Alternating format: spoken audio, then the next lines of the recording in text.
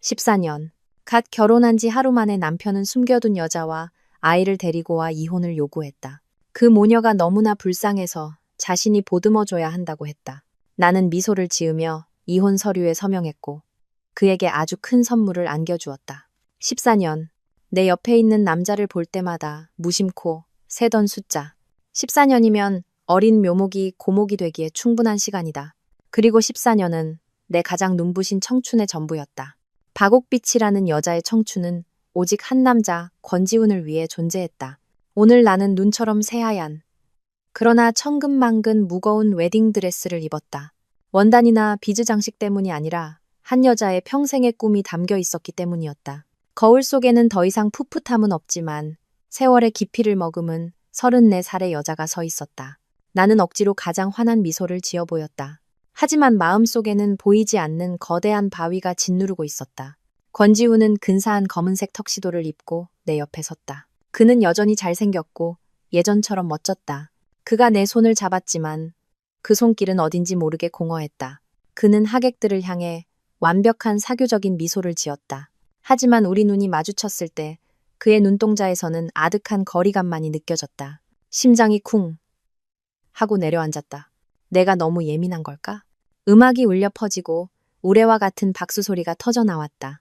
아버지는 14년 전에 돌아가셨기에 오늘 내 손을 잡고 식장으로 들어가는 사람은 삼촌이었다.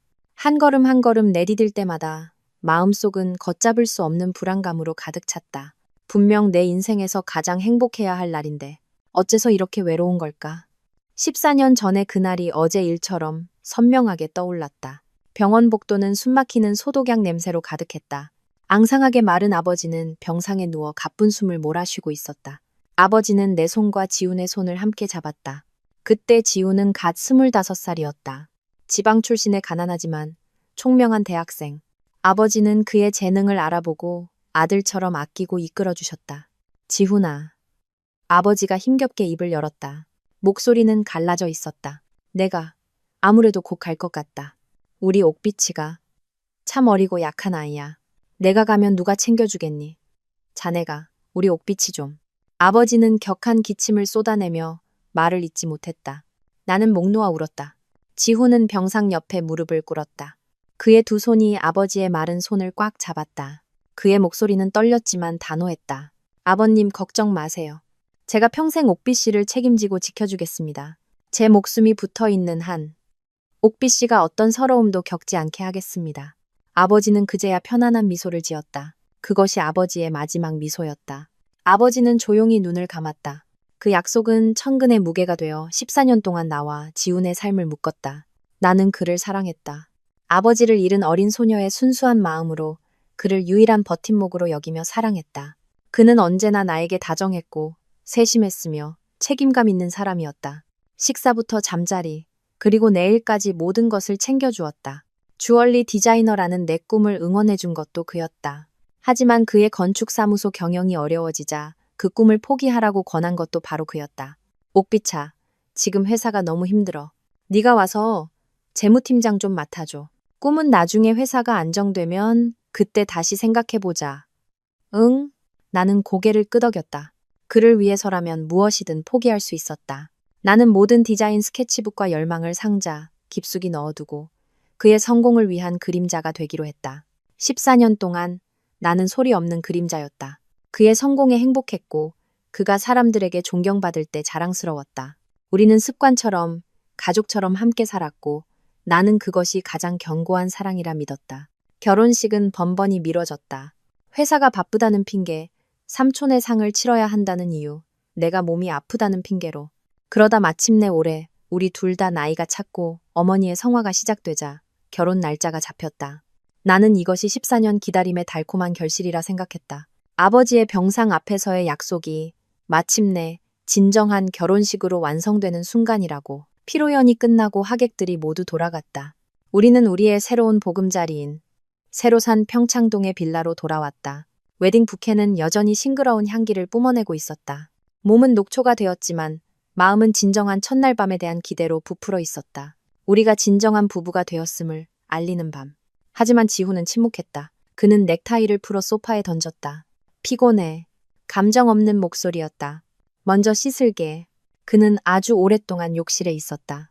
그가 나왔을 때 그는 파자마 차림이었고 온몸에서 술 냄새가 진동했다. 그는 도발적인 붉은색 실크 슬립을 입고 있는 나를 쳐다보지도 않고 곧장 옷장으로 가 베개와 얇은 이불을 꺼냈다.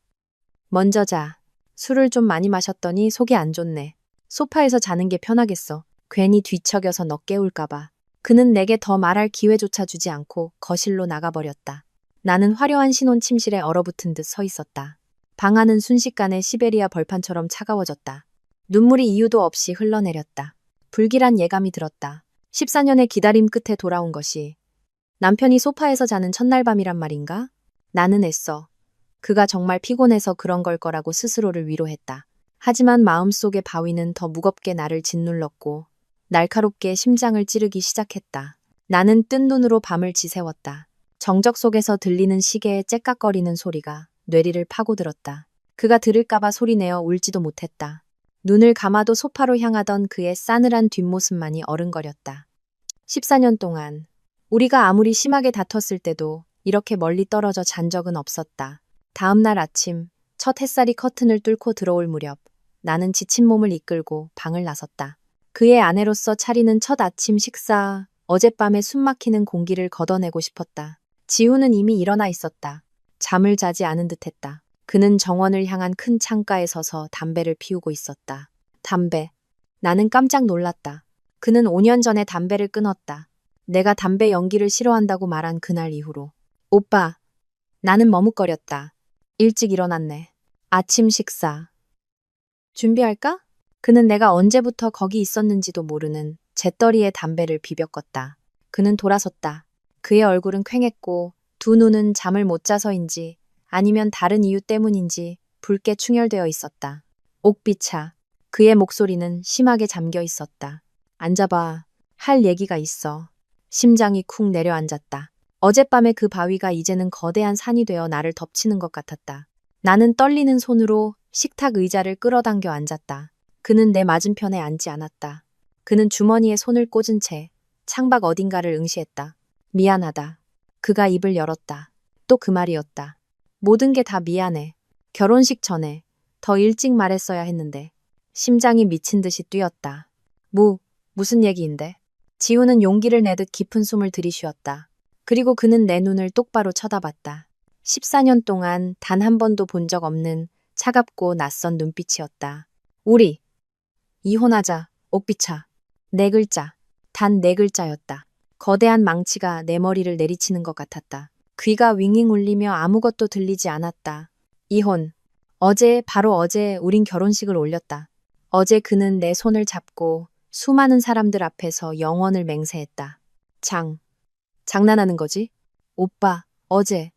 내 목소리는 갈라져 낼 것 같지 않았다. 장난 아니야. 그는 내 말을 잘랐다. 잔인할 정도로. 진심이야. 왜? 나는 더 이상 참지 못하고 소리쳤다. 왜 하필 지금이야? 내가 뭘 잘못했는데? 14년 동안 내가 뭘 잘못했냐고. 넌 잘못 없어. 그는 고개를 저었다. 잘못은 내가 했어. 내가 널 속였고 나 자신을 속였어. 그는 내 맞은편에 앉았다. 지원이가. 귀국했어. 지원? 최지원? 그 이름은 누구지? 혼란스러운 머릿속을 헤집어 그 이름을 찾아 헤맸지만 14년 동안 단 한 번도 들어본 적 없는 이름이었다. 그게 누군데? 내 첫사랑. 지우는 테이블을 내려다보며 말했다. 대학교 때 만났던 14년 전. 내가 너희 아버님을 만나기 전에. 그분께 약속을 하기 전에. 심장이 누군가에게 지시겨지는 것 같았다. 첫사랑. 그 약속 이전에 이미 다른 사람이 있었다니. 그 여자가 돌아온 거랑 무슨 상관인데? 오빠랑 그 여자. 그 애. 힘들게 살고 있더라. 이번에 혼자 아이를 데리고 귀국했어. 지훈의 목소리는 연민과 죄책감으로 가득 차 있었다. 내가 그 애한테 빚을 졌어. 내가 그 모자를 책임져야 해. 나는 비틀린 미소를 지었다. 눈물이 뺨을 타고 흘러내렸다. 책임? 나한테 책임 얘기를 하는 거야. 그럼 나는? 내 14년 청춘은? 우리 아빠한테 한 약속은 책임 아니야? 미안하다. 그가 주먹으로 테이블을 내리쳤다. 나도 내가 개자식인 거 알아. 너한테 큰 빚을 진 것도 알아. 그래서 빈손으로 나갈 거야. 그는 내 쪽으로 서류 뭉치를 밀었다. 그게 거기 있었는지도 몰랐다. 이게 내 전 재산이야. 이 집, 내가 타는 차, 회사 내 지분 전부, 그리고 은행 예금까지. 전부 너한테 남기고 갈게. 난 빈손으로 나갈 거야. 그는 또박또박 말했다.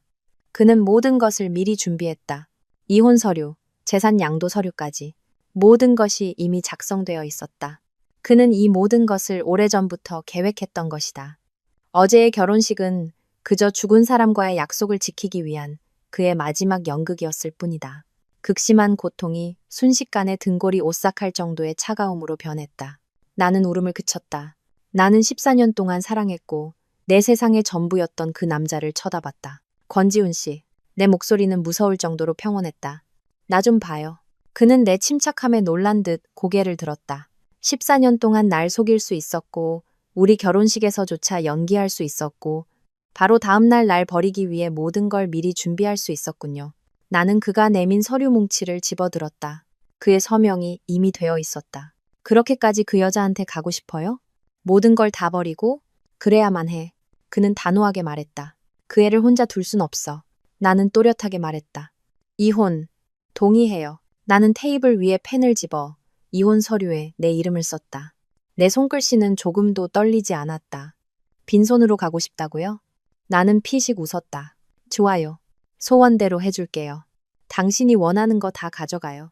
차, 집, 회사 다 필요 없어요. 그냥 당장 내 인생에서 꺼져주기만 하면 돼요. 지금 당장. 지훈은 망연자실했다. 그는 아마도 내가 울고불고 매달리며 애원할 것이라 생각했을 것이다. 내가 이렇게 단호하게 나올 줄은 꿈에도 몰랐을 것이다. 권지훈 씨, 나는 문을 가리켰다. 가세요.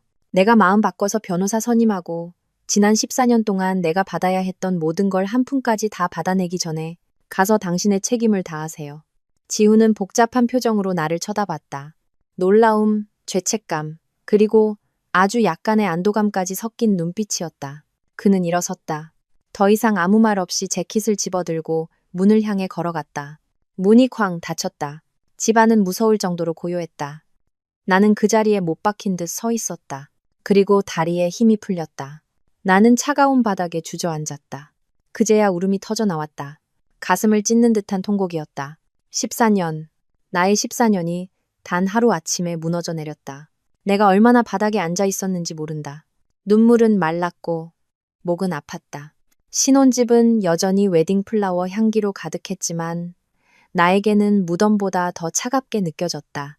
내 결혼은 24시간도 채 되지 않아 끝났다. 참으로 잔인한 희극이었다.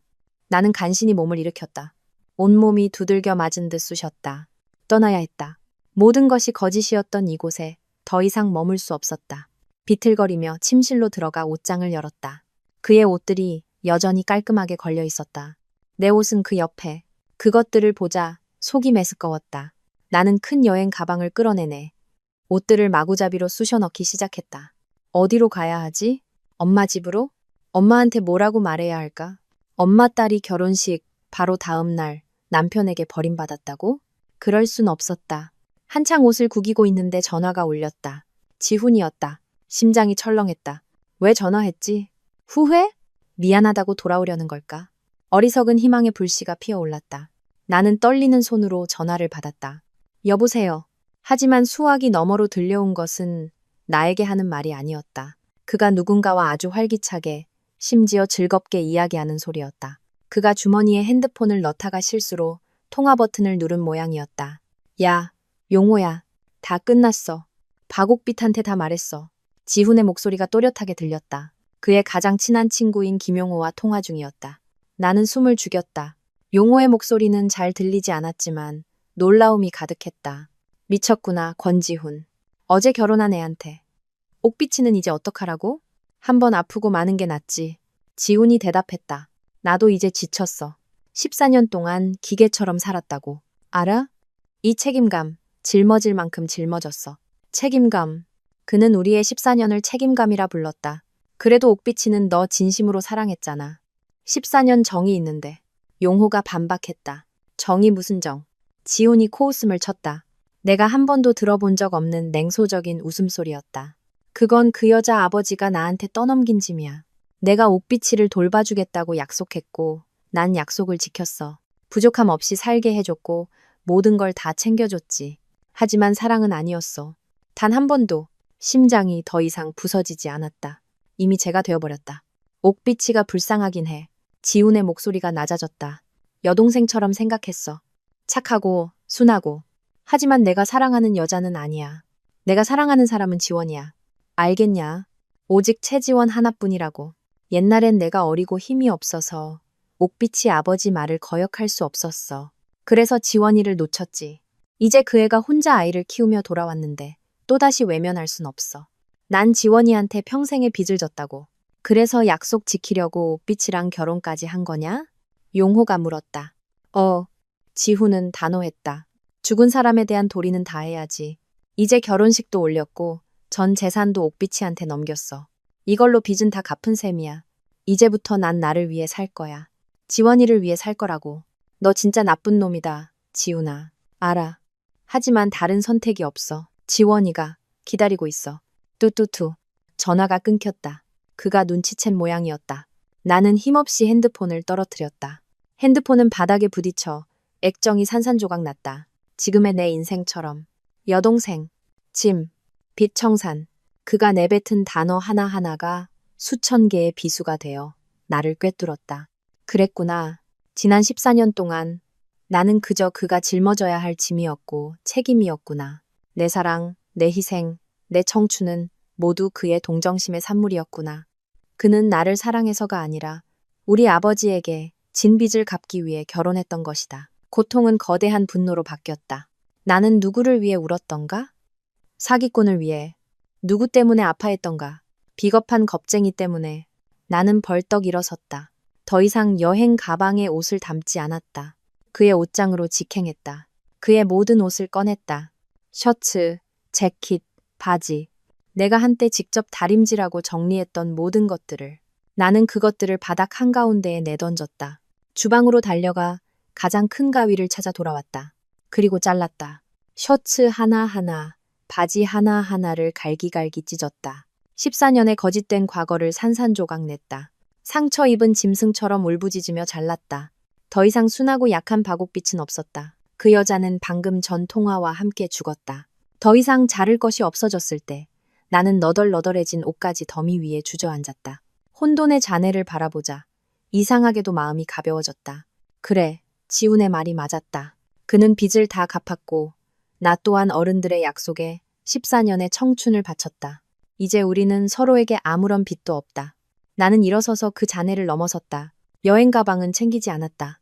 깨진 핸드폰과 지갑, 핸드백만 들고 그 집을 나섰다. 단 한 번도 뒤돌아보지 않았다. 밖은 눈부시게 화창했다.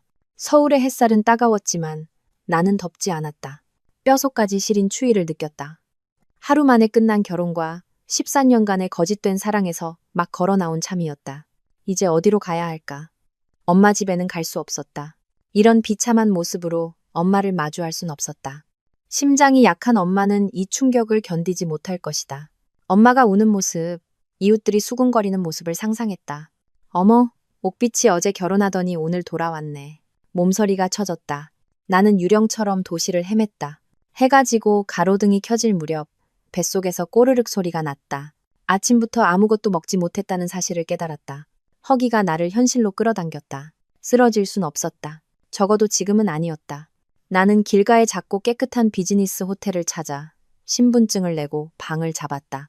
지훈이 베풀었던 거짓된 풍요를 떠올리게 하는 화려한 곳은 피하고 싶었다. 오직 나만의 공간이 필요했다. 방은 침대 하나와 작은 책상, 옷장이 전부였지만 조용했다. 문을 걸어 잠그고 뜨거운 물을 틀어 샤워기 아래 섰다. 눈물이 다시 터져나와 물줄기에 섞여 흘러내렸다. 나는 아버지를 위해 울었다. 딸을 아끼는 마음에. 이런 배은망덕한 놈에게 맡기신 아버지를 위해, 그리고 바보 같았던 나의 14년을 위해 울었다. 황금 세장 속의 새가 되어 타인의 기쁨을 자신의 기쁨으로 여기며 자기 자신을 잊고 살았던 지난 날을 위해. 나는 지난 10년 동안 지훈의 회사에서 재무팀장으로 일했다. 그가 전 재산을 남겨주겠다고 했지만 역겨워서 필요 없었다. 하지만 나는 빈털터리가 아니었다. 14년 동안 그를 위해 무급으로 일하는 것 외에도 나만의 투자와 그가 손대지 않은 비상금이 있었다. 그처럼 부자는 아니었지만 누구에게도 의지하지 않고 나만의 삶을 살기에 충분한 돈이었다. 욕실에서 나와 거울 속 나를 보았다. 거울 속 여자는 눈이 퉁퉁 붓고 얼굴은 창백했지만 더 이상 과거의 순종적이고 약한 여동생 박옥빛의 눈빛이 아니었다. 그것은 죽음의 문턱을 넘어선 자의 눈빛이었다. 살아야 해. 나는 스스로에게 말했다. 박옥빛, 넌 살아야 해. 너 자신을 위해. 그리고 하늘에 계신 아버지가 네 딸이 쓸모없는 사람이 아니라는 걸 보실 수 있도록. 하지만 어떻게? 내 나이 34. 14년 동안의 건조한 회계 업무는 내 영혼을 죽였다. 내가 한때 누구였는지조차 잊어버렸다. 문득 옷장 깊숙이 숨겨두었던 낡은 스케치북들이 떠올랐다. 평생의 업으로 삼으리라 생각했던 주얼리에 대한 열정의 불꽃. 지훈이 그 불을 껐다. 그런 걸로는 밥 벌어먹기 힘들어. 그냥 나랑 같이 안정적으로 일하자. 나는 쓴웃음을 지었다. 안정. 그 안정의 대가는 14년의 기만이었다. 나는 낡은 노트북을 열었다. 깨진 핸드폰 화면에는 여전히 알림이 뜨고 있었다. 스팸 문자들. 무심코 넘기다가 익숙한 이름이 눈에 들어왔다. 안유진. 내 인생에 단 하나뿐인 미친년 친구. 유진은 나와 정반대인 아이였다. 개성 넘치고 반항적이며 생각한 것은 바로 실행에 옮겼다. 그녀는 국내 명문대를 자퇴하고 가족의 반대를 무릅쓴 채 패션 디자인을 공부하겠다며 이탈리아 밀라노로 날아갔다. 지난 10년간 세계를 떠돌며 가끔씩 나 아직 살아있다. 넌 어떠냐? 아직도 그 권지훈 따까리냐? 같은 메시지만 보내왔다. 마지막 연락은 지난주였다. 나 이달 말에 귀국. 공항으로 마중 나와. 올 때 떡볶이 꼭 사와라. 먹고 싶어 죽겠다. 노트북 달력을 보니 이달 말은 바로 내일이었다. 나는 떨리는 손가락으로 메시지를 입력했다. 유진아, 내일 마중 나갈게. 나 이혼했어. 바로 답장이 오리라 기대하지 않았다. 아마 비행기 아닐 테니까. 나는 깊은 숨을 들이마셨다. 그래, 나에겐 안유진이 있었다. 나는 웹 브라우저를 열고 십수년간 만져보지도 않았던 키워드를 입력했다. 주얼리 디자인 공모전. 그리고 화면에 나타났다. 한국의 빛, Light of Korea. 국내 업계에서 가장 권위 있는 공모전이었다. 대상 수상자에게는 유진이 있는 이탈리아의 마랑고니, Istituto Marangoni, 석사 과정 전액 장학금이 수여된다. 나는 접수 마감일을 확인했다. 앞으로 3일. 3일? 나에게 무엇이 있는가? 아무것도 없었다. 빈손과 부서진 심장뿐. 하지만 나에게는 14년간 억눌렸던 울분과 살고 싶다는 갈망이 있었다. 나는 웃음이 터져 나왔다. 권지우는 내가 무너질 거라 생각했을 것이다. 내가 자신 없이는 못 사는 약한 박옥빛이라고 생각했을 것이다. 그는 틀렸다. 나는 참가 신청 페이지를 열었다. 내 이름을 입력하며 손이 떨렸다. 박옥빛, 직업, 재무팀장. 나는 그 네 글자를 지웠다. 그리고 입력했다. 주얼리 디자이너. 신청 버튼을 눌렀다. 가슴속의 차가운 감각이 사라지고 그 자리에 뜨거운 전류가 온몸을 타고 흘렀다. 이건 권지훈을 향한 복수가 아니었다. 이건 나를 위한 것. 너무나 오랫동안 묻혀있던 14년 전의 어린 옥빛을 위한 것이었다. 그날 밤 나는 잠들지 않았다. 호텔 메모지와 펜을 꺼내 그리기 시작했다. 14년 만에 처음으로 나는 누구를 위해서도 아닌 오직 나 자신을 위해 그림을 그렸다. 이틀 후 나는 그 작은 호텔에서 나와 단기 서비스드 레지던스를 빌렸다. 제대로 작업할 공간이 필요했다. 나는 모아둔 비상금을 전부 털어 가장 기본적인 도구들을 샀다. 원석, 금속, 세공 도구 세트. 나는 미친 듯이 일했다. 예선 심사를 위해 스케치와 시제품 하나를 완성해야 했다. 이혼의 고통은 여전히 골마 터진 상처처럼 때때로 옥신거렸다. 하지만 거기에 빠져 있을 수 없었다. 지훈의 얼굴과 그의 말이 떠오를 때마다 나는 더욱더 스케치에 몰두했다. 은괴를 내리치는 망치 소리는 그의 거짓말을 부수는 소리 같았다. 오늘 아침 나는 유진을 마중하러 공항에 가야 했다. 거울 속 내 모습은 몇 킬로그램이나 빠져 퀭했다. 피곤한 기색을 감추려 화장을 좀 했지만 눈빛은 속일 수 없었다. 수면 부족으로 퀭하면서도 결의에 찬 기묘한 빛이 돌았다. 나는 심플한 흰색 셔츠에 청바지를 입었다. 이렇게 입어본 지가 얼마만인지. 지난 14년 나는 지훈이 재무팀장에게 어울린다고 했던 딱딱하고 나이 들어 보이는 오피스룩에 갇혀 살았다. 회사 차도 지훈이 사준 차도 타지 않았다. 카카오 택시를 불렀다.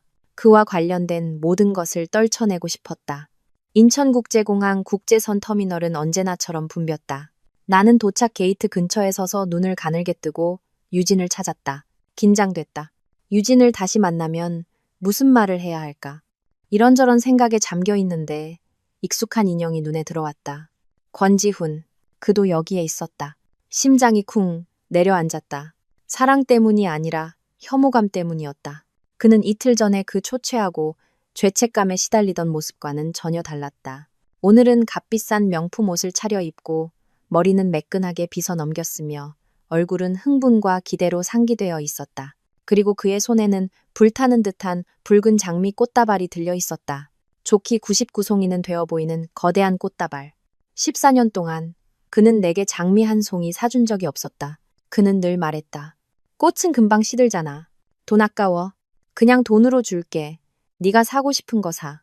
이제야 알겠다. 그가 낭만적이지 않은 게 아니었다. 나에게 낭만적이고 싶지 않았을 뿐이다. 그는 도착 게이트 쪽을 초조하게 바라보고 있었다. 분명 그녀를, 그의 첫사랑 최지원을 마중 나온 것이었다. 이혼 서류를 내민 지 이틀 만에. 정말 기가 막혔다. 나는 그가 나를 보지 못하도록 인파 속으로 몸을 숨기려 했다. 하지만 운명의 장난처럼 그가 고개를 돌렸고 우리 시선이 마주쳤다. 그의 얼굴에서 흥분이 사라지고 극도의 놀라움이 그 자리를 채웠다. 그리고 그 놀라움은 즉시 의심과 경멸로 바뀌었다. 그는 나를 향해 성큼성큼 걸어왔다. 나는 물러서지 않고 그 자리에 섰다. 박옥빛. 그는 주변 사람들이 듣지 못하게 낮게 으르렁거렸다.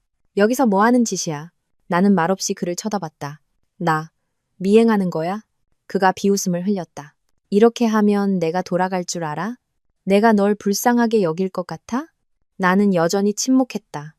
나는 그의 눈을 깊이 들여다봤다. 내가 사랑했던 남자는 없었다. 낯설고 옹졸하며 자의식 과잉에 빠진 남자만 있을 뿐이었다. 내 침묵이 그를 더욱 화나게 만든 모양이었다. 그는 내가 암묵적으로 인정했다고 생각하는 듯했다. 똑똑히 들어, 박옥빛.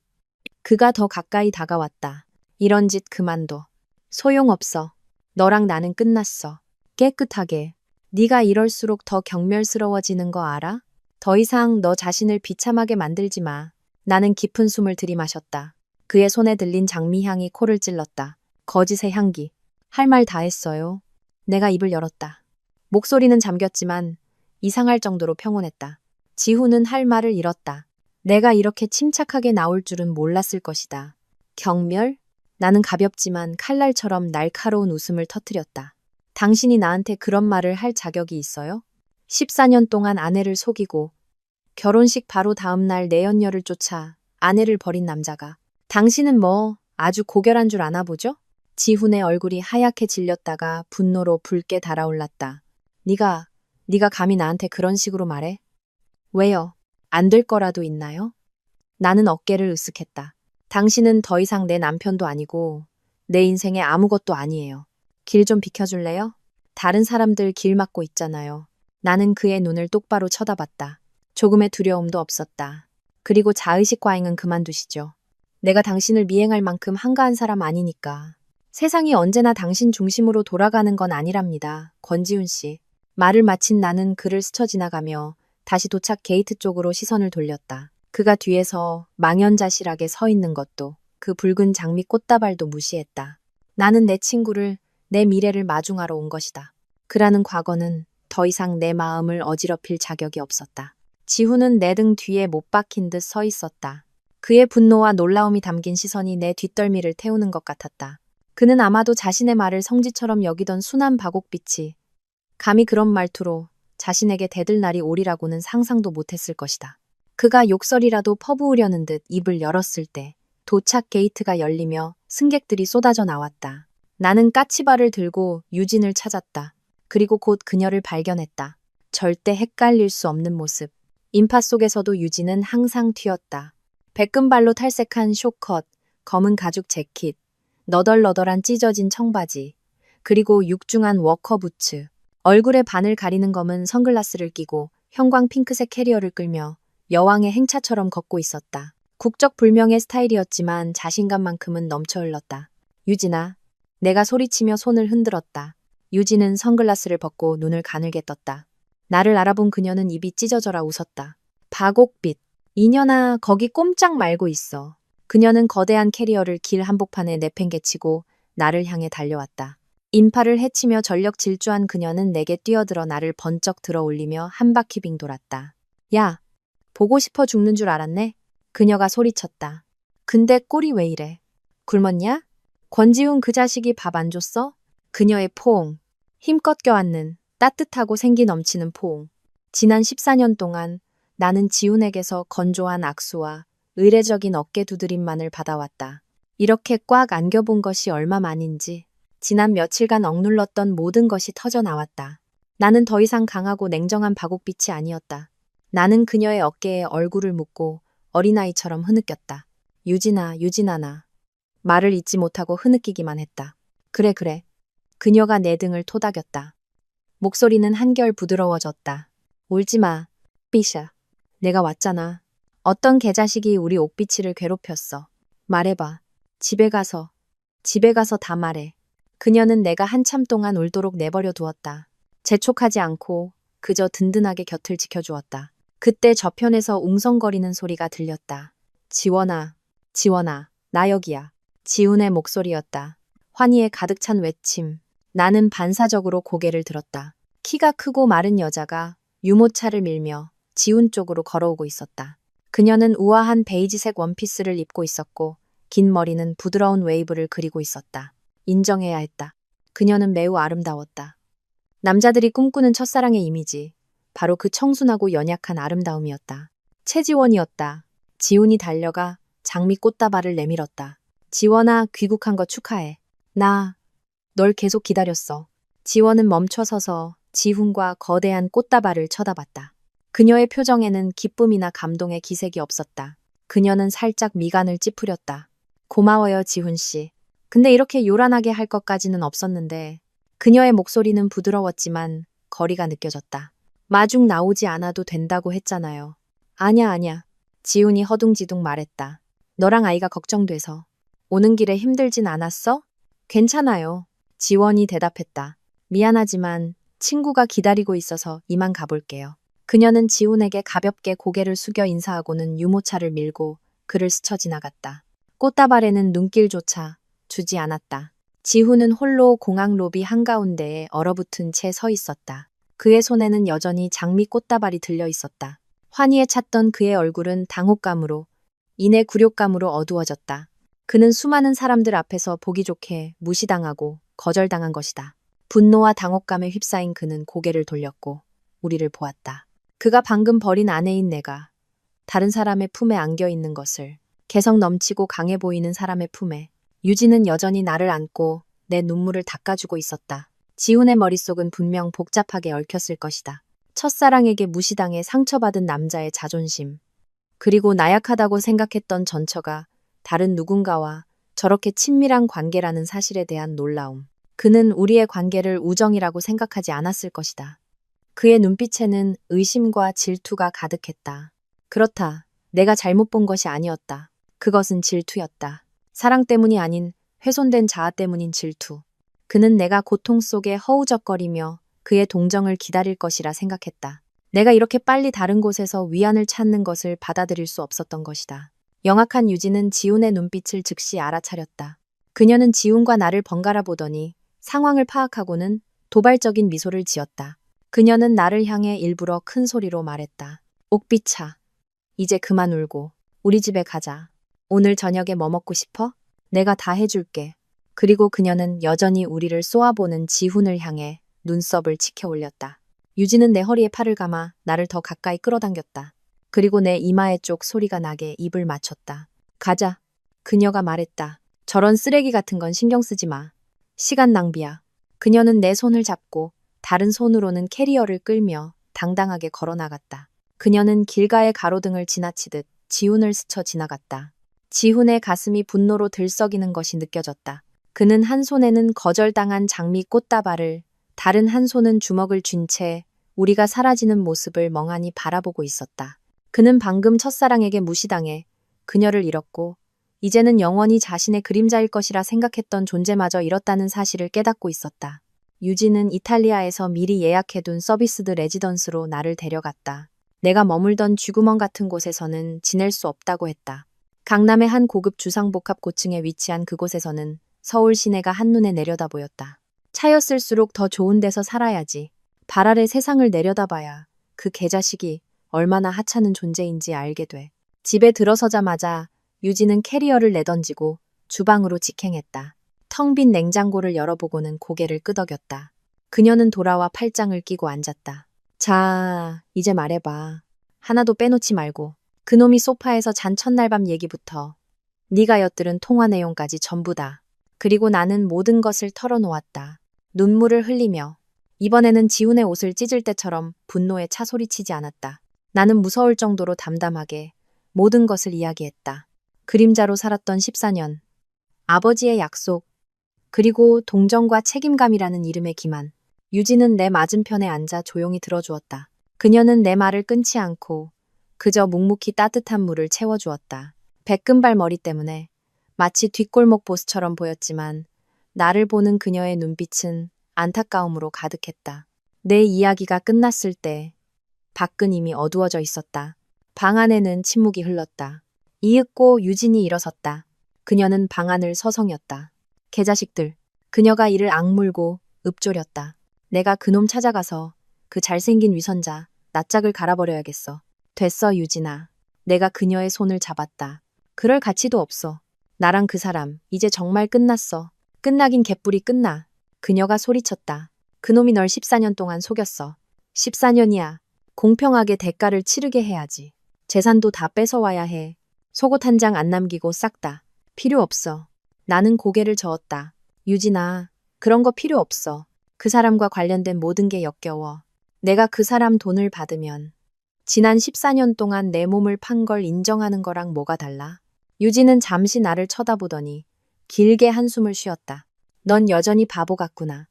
근데 내 말도 맞다. 그놈 돈 받으면 손 더러워지지. 그녀는 내 옆에 털썩 주저앉았다. 그래서 이제 어쩔 셈이야. 그 디자인 공모전인지 뭔지 신청했어. 잘했네. 그녀가 손가락을 튕겼다. 내 인생 최고의 결정이다. 이제 그 개자식은 잊어. 너 자신을 위해 사는 거야. 네, 그 빌어먹을 재능으로 돈도 벌고 명예도 얻어야지. 그놈 눈이 휘둥그레지게 만들어줘야 해. 그 후 며칠 동안 유진은 레지던스를 디자인 스튜디오로 바꿔놓았다. 그녀는 어디선가 보석과 세공 기술에 관한 책들을 잔뜩 구해왔다. 그녀는 나에게 끊임없이 스케치를 하라고 닥달했다. 구려. 최악이야. 그녀는 내 스케치를 내던졌다. 박옥빛. 14년 동안 회계 일만 하더니 머리가 굳었냐. 내 영혼은 어디 갔어? 옛날에 그 또라이 같은 기질은 다 어디 갔냐고. 그녀는 나에게 폭풍처럼 잔소리를 퍼부으면서도 내게 마실 커피를 타주었다.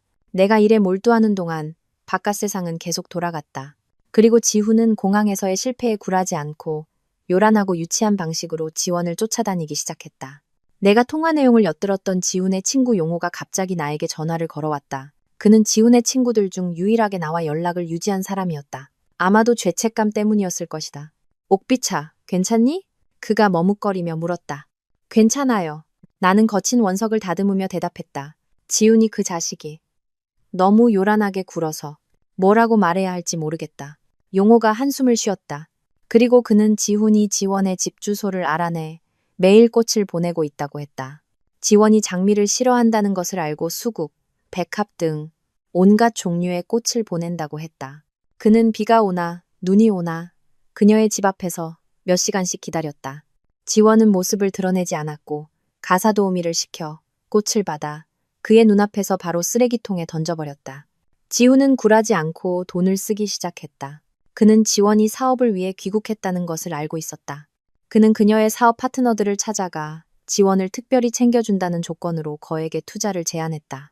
이 사실을 알게 된 지원은 그에게 전화해 쌍욕을 퍼붓고 그 계약들을 전부 파기해버렸다. 지금은 더 가관이야. 인스타그램을 하던 유진이 끼어들었다. 옥비차, 이것 좀 봐. 그녀가 내민 핸드폰 화면에는 빠르게 퍼지고 있는 영상이 재생되고 있었다. 지훈이었다. 그는 지원의 사무실로 보이는 건물 앞에 서 있었다. 옆에는 갓 뽑은 듯한 빨간색 컨버터블이 있었고 차 안에는 고민형이 가득했다. 그는 확성기를 들고 있었다. 지원아, 사랑해. 내가 너한테 빚진 거 알아. 제발 만회할 기회를 한 번만 줘. 사람들이 구름처럼 몰려들어 손가락질하며 촬영하고 비웃었다. 그는 영락없는 광대였다. 세상에. 나는 입을 막았다. 통쾌하지 않았다. 그저 안쓰러웠다. 그와 그런 사람을 사랑했던 나 자신이. 지원아, 내려와줘. 지원아. 그가 외쳤다. 건물 문이 열리고 지원이 나왔다. 그녀는 더 이상 부드러운 원피스 차림이 아니었다. 검은색 정장을 입고 머리를 높게 묶은 그녀의 얼굴은 차갑게 굳어 있었다. 그녀는 지훈에게 똑바로 걸어갔다. 아무 말 없이. 그녀는 손을 들어 그의 뺨을 내리쳤다. 짝 하는 소리와 함께 지훈의 잘생긴 얼굴에 선명한 5 손가락 자국이 남았다. 군중은 숨을 죽였다. 권지훈 씨. 지원의 목소리는 얼음처럼 차가웠다. 제발 저 좀 내버려 두세요. 당신 때문에 제가 얼마나 피곤한지 알아요? 당신 사랑 감당할 수 없어요. 당신이 뭐라도 되는 줄 알아요? 구세주? 그럼 저는요? 당신의 보호가 필요한 연약한 여자인가요? 그녀는 그의 눈을 똑바로 쳐다봤다. 분명히 말해두죠. 과거는 과거일 뿐이에요. 이미 죽었다고요. 제발 파헤치지 마세요. 당신이 이러는 건 날 사랑해서가 아니에요. 당신의 청춘에 대한 미련 때문이지 나에 대한 미련이 아니라고요. 당신은 지금 당신 자신의 망상에 집착하고 있는 거예요. 그녀는 뒤돌아서 경비원에게 차를 치우라고 지시했다. 그리고 앞으로 이 사람, 이 근처에 얼씬도 못하게 하세요. 그녀는 안으로 들어갔고 문이 쾅 닫혔다. 지우는 수군거리는 군중 속에서 뺨을 감싸쥔 채 서 있었다. 꽃, 컨버터블, 곰인형, 모든 것이 유치하고 비참해 보였다. 나는 핸드폰 화면을 껐다. 불쌍하다. 내가 중얼거렸다. 불쌍하긴 뭐가 불쌍해. 유진이 쏘아붙였다. 자업자득이야. 자기가 세상의 중심인 줄 아는 남자들의 말로지. 자기가 널 헌신짝처럼 버리고 다른 여자한테 사랑을 베풀면 그 여자가 무릎 꿇고 감사할 줄 알았나 보지. 꿈 깨라 그래. 내일이나 집중해. 이 공모전에서 반드시 우승해야 해. 네가 버린 여자가 얼마나 가치 있는 사람이었는지 똑똑히 보여줘야 한다고. 나는 고개를 끄덕였다. 맞다. 더 이상 지훈의 유치한 연극에 신경 쓸 시간이 없었다. 나에게는 나만의 전쟁이 있었다. 그 후 몇 주 동안 나는 은둔자처럼 살았다. 나와 유진의 레지던스는 완벽한 공방이 되었다. 망치 소리, 펜치 소리, 드릴 소리가 밤낮으로 울려 퍼졌다. 10년간 밀라노에서 구른 패션 디자이너로서의 경험을 가진 유진은 가장 혹독한 감독관이 되었다. 옥빛, 이 라인은 너무 안전하잖아. 그녀가 내 스케치를 가리켰다. 이건 뭐 시장 가는 할머니들 금팔찌 디자인이야? 귀족들을 위한 주얼리를 만드는 거야. 동네 아줌마들 거 만드는 거야. 나는 입술을 깨물고 스케치를 구겨버렸다. 14년. 14년 동안 숫자와 재무 보고서에만 둘러싸여 살았다. 손은 굳었고 머리는 틀에 박혔다. 두려웠다. 재능을 잃어버린 것 같아 무서웠다. 나 못하겠어. 유진아. 어느 날 밤 나는 울음을 터뜨렸다. 다 잊어버렸어. 손이 너무 굳었어. 유진은 나를 위로하지 않았다. 그녀는 내 뺨을 가볍게 쳤다. 일어나서 세수나 해. 그녀가 나를 일으켰다. 잊어버리는 게 당연하지. 14년 동안 묻어뒀잖아. 이제 다시 파내야지. 기억 안 나? 옛날에 네가 우리 반에서 최고였어. 은선 하나 완벽하게 구부리려고 밤을 새우던 애가 너였잖아. 그 바곡빛은 어디 갔어? 권지훈 그 자식이 죽이게 내버려 둔 거야? 그녀의 직설적인 말이 찬물처럼 내 얼굴에 쏟아졌다. 맞다. 그 시절에 나를 죽게 내버려 둘 순 없었다. 나는 작업대로 돌아갔다. 가장 기초적인 것부터 다시 시작했다. 직선과 원을 다시 그렸다. 펜치를 잡는 법, 용접 토치불을 조절하는 법을 다시 익혔다. 손에는 물집이 잡히고 피가 났다. 한때 자랑스러웠던 길고 가느다란 손가락은 이제 작은 흉터와 굳은 살로 가득했다. 하지만 아프지 않았다. 흉터 하나가 생길 때마다 자신감이 조금씩 돌아왔다. 땀 한 방울을 흘릴 때마다 과거의 내가 씻겨나가는 것 같았다. 나는 화려하고 사치스러운 디자인을 하지 않았다. 다른 주제를 선택하기로 했다. 주최 측이 제시한 주제는 한국의 혼. 대부분은 연꽃이나 청동거울처럼 너무나 익숙한 것들을 떠올릴 것이다. 하지만 나는 아니었다. 지금 나에게 한국의 혼은 재탄생이었다. 아버지가 떠올랐다. 아버지는 도예가였다. 어린 시절, 가마 옆에 앉아 아버지가 흙덩이를 아름다운 작품으로 빚어내는 모습을 보곤 했다. 아버지는 늘 말씀하셨다. 옥빛차, 도자기가 귀한 이유는 불 속에서 구워지기 때문이란다. 깨져봐야 비로소 온전한 형태를 갖추게 되는 거지. 사람도 마찬가지야. 그래, 도자기. 나는 은과 깨진 도자기 조각을 결합한 주얼리 세트를 만들기로 결심했다. 나는 오래된 고려청자나 백자 파편들을 미친 듯이 찾아다녔다. 그 깨진 조각들을 갈고 다듬어 은으로 이어붙이고 싶었다. 일본의 킨츠기, 킨수기 기법과 비슷했지만 나는 나만의 방식으로 재해석할 것이다. 아이디어 좋은데. 유진이 내 스케치를 보고 외쳤다. 깨진 조각으로 아름다움을 만들고 이어붙임으로써 상처를 기리는 것. 이거야. 이게 바로 너야, 박옥빛. 나는 미소 지었다. 그래. 이게 바로 나였다. 유진은 잔소리꾼이자 최고의 조력자였다. 그녀는 이탈리아의 인맥을 동원해 작지만 정교한 보조석과 한국에서는 구하기 힘든 합금은을 구해다 주었다. 넌 만들기만 해. 재료비는 내가 댈게. 투자라고 생각해. 나중에 네가 대상 타서 사장님 되면 그때 갚아. 이자는 비싸게 쳐서. 나는 그녀를 꽉 껴안았다. 유진아, 고마워. 징그럽게 왜 이래. 그녀가 나를 밀어냈다. 집중해. 이제 일주일 남았어. 마지막 일주일. 나는 먹는 것도 자는 것도 잊었다. 오직 은과 도자기, 그리고 불과 함께 살았다. 지훈도, 지원도 더 이상 생각나지 않았다. 내 머릿속에는 오직 단 하나. 작품을 완성해야 한다는 생각뿐이었다. 마지막 작품인 귀걸이 한 쌍을 검은 벨벳 천 위에 올려놓았을 때 동이 트고 있었다. 목걸이, 팔찌, 귀걸이로 구성된 완벽한 세트였다. 그것들은 눈부시게 반짝이지 않았다. 대신 깊고 차분한 아름다움을 지니고 있었다. 자연스러운 균열이 있는 오래된 청자 조각들은 흐르는 강물처럼 유려하게 구부러진 은선에 감싸여 이어져 있었다. 균열이 만나는 지점에는 눈물방울 같기도 하고 희망의 불씨 같기도 한 작은 푸른 사파이어를 박았다. 나는 그 작품에 불꽃, 그리고 파편이라는 이름을 붙였다. 내 등 뒤에 서 있던 유진의 목소리가 감동으로 잠겨 있었다. 옥비차, 네가 해냈어. 나는 작품을 바라보며 눈물을 흘렸다. 고통의 눈물이 아니었다.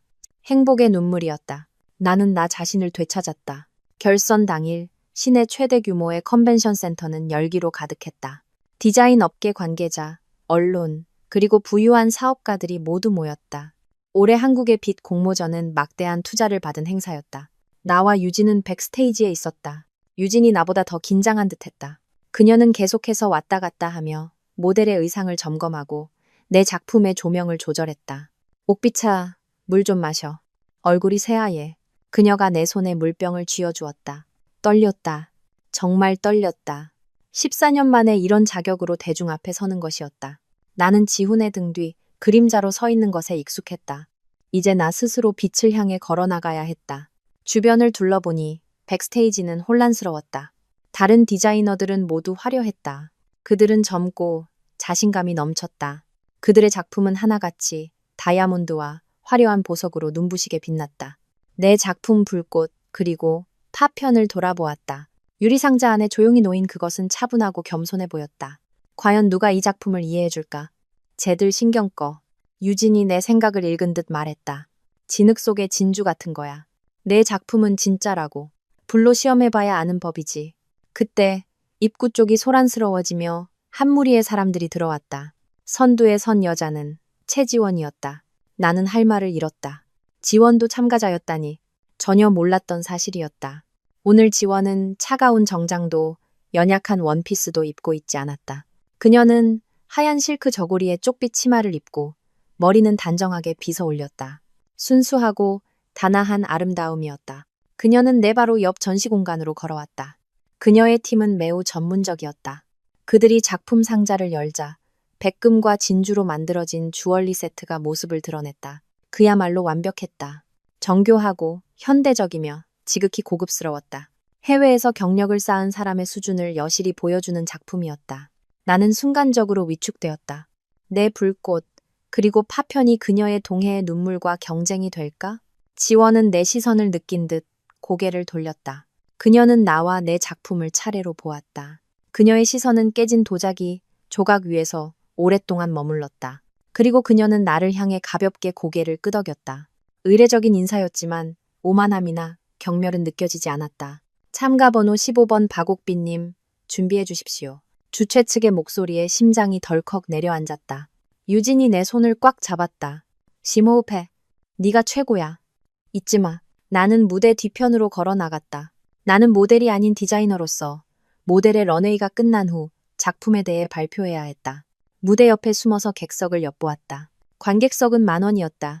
그리고 맨 앞 VIP석에 그가 있었다. 권지훈, 가장 멋진 정장을 차려입고 용호와 다른 친구들 사이에 앉아 있었다. 그가 온 것은 당연히 나 때문이 아니었다. 지원을 응원하러 온 것이다. 그의 시선은 지원이 서 있는 무대 뒤편에 고정되어 있었다. 그는 초조하게 그녀를 기다리고 있었다. 그는 내가 이곳에 있다는 사실조차 모르는 듯했다. 차라리 잘 됐다. 음악이 울리고 내 모델이 무대 위로 걸어나갔다. 그녀는 주얼리를 돋보이게 하기 위해 짙은 검은색 실크 드레스를 입고 있었다. 불꽃, 그리고 파편이 등장하자 객석은 순간 조용해졌다.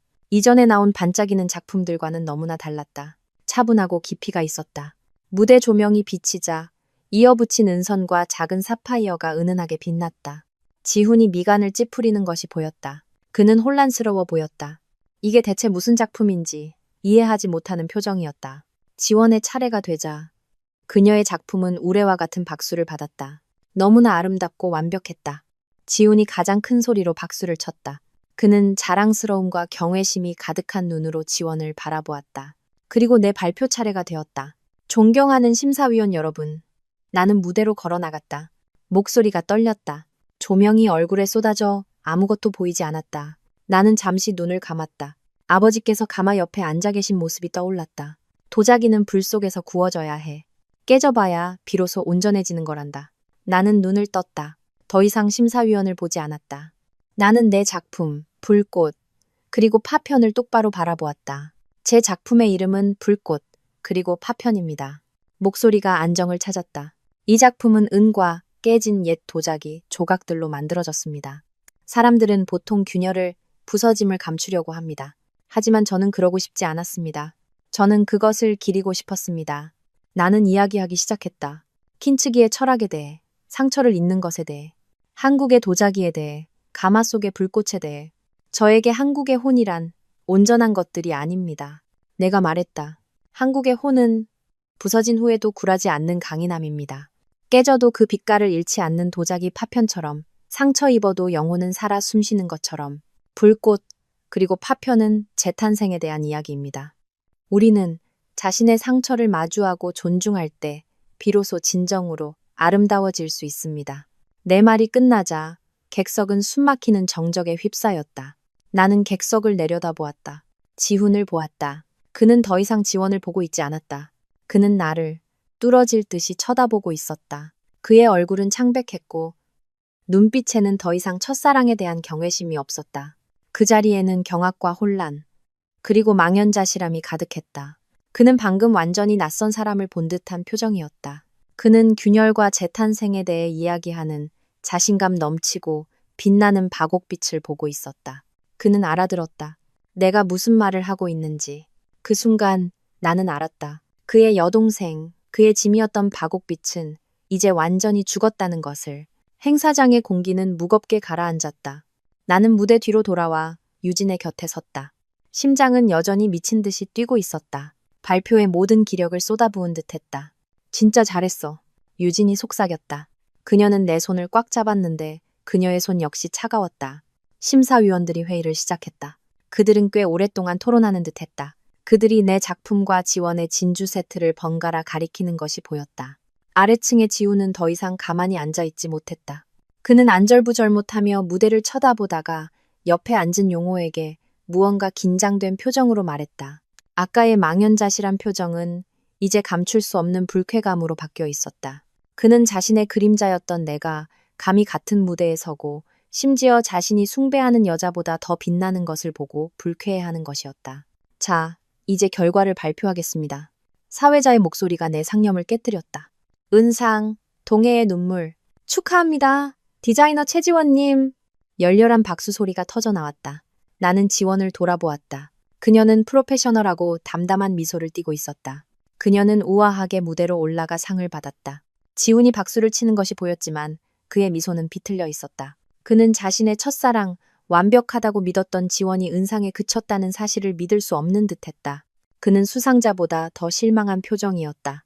그는 지원을 보다가 무대 뒤 어둠 속에 서 있는 나를 향해 저기에 찬 시선을 던졌다.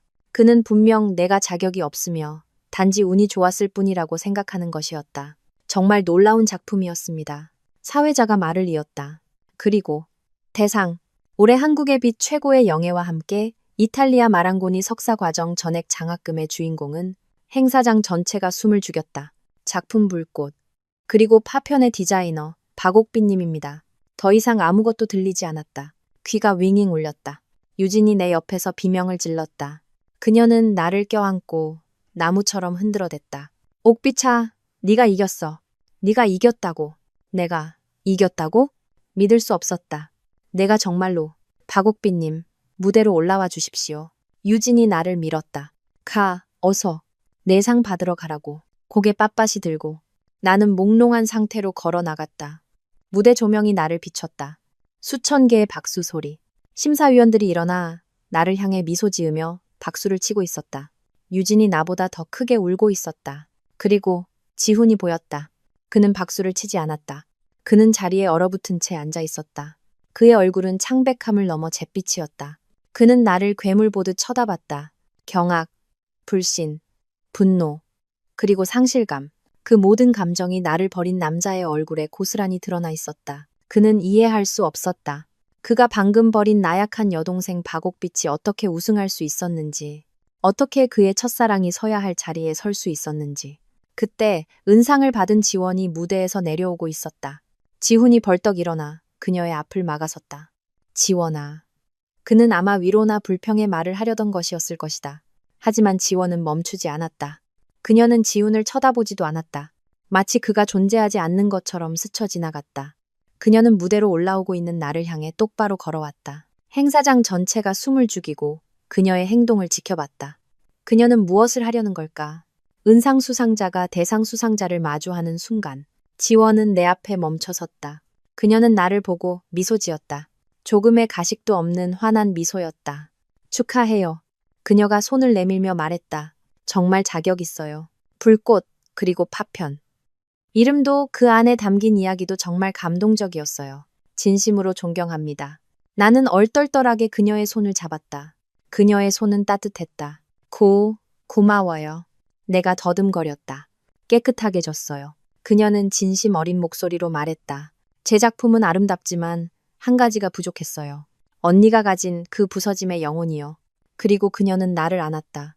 의례적이지만 존중이 담긴 포옹이었다. 수백 명의 사람들 앞에서, 카메라 앞에서, 그리고 권지훈 바로 앞에서 한 그 행동은 천마디 말보다 더 큰 무게를 가졌다. 지훈은 아래층에 동상처럼 서 있었다. 그는 두 번째로 무시당했다. 이번에는 더욱 고통스럽게. 그는 첫사랑을 응원하러 왔다가 그 첫사랑이 자신의 전처에게 패배하는 것을 목격했다. 그리고 그 첫사랑은 돌아서서 자신의 전처를 축하하고 존경하기까지 했다. 내가 나약하고 무능하며 지원만이 가치 있다는, 나를 버린 자신의 행동을 정당화했던 모든 믿음이 그의 눈앞에서 산산조각 났다. 나는 돌아서서 심사위원장에게서 트로피를 받았다. 눈부신 조명 한가운데에 섰다. 이것은 나의 승리였다. 단순한 상이 아니었다. 이것은 나의 재탄생이었다. 공모전 이틀 후 내 삶은 완전히 뒤바뀌었다. 인터뷰와 협업 제안 전화가 쉴 새 없이 걸려왔다. 나와 유진의 레지던스는 축하 꽃다발로 가득 찼다. 이것 봐. 유진이 내 수상 사진이 실린 신문을 흔들었다. 너 이제 유명인사 다 됐네. 지금쯤 권지훈 그 자식은 피를 토하고 있을걸. 나는 그저 웃었다. 사실 더 이상 지훈이 어떻게 생각하는지는 중요하지 않았다. 승리의 감각, 내 재능을 인정받았다는 느낌은 어떤 복수보다도 달콤했다. 한창 이메일 더미와 씨름하고 있는데 낯선 번호로 전화가 걸려왔다.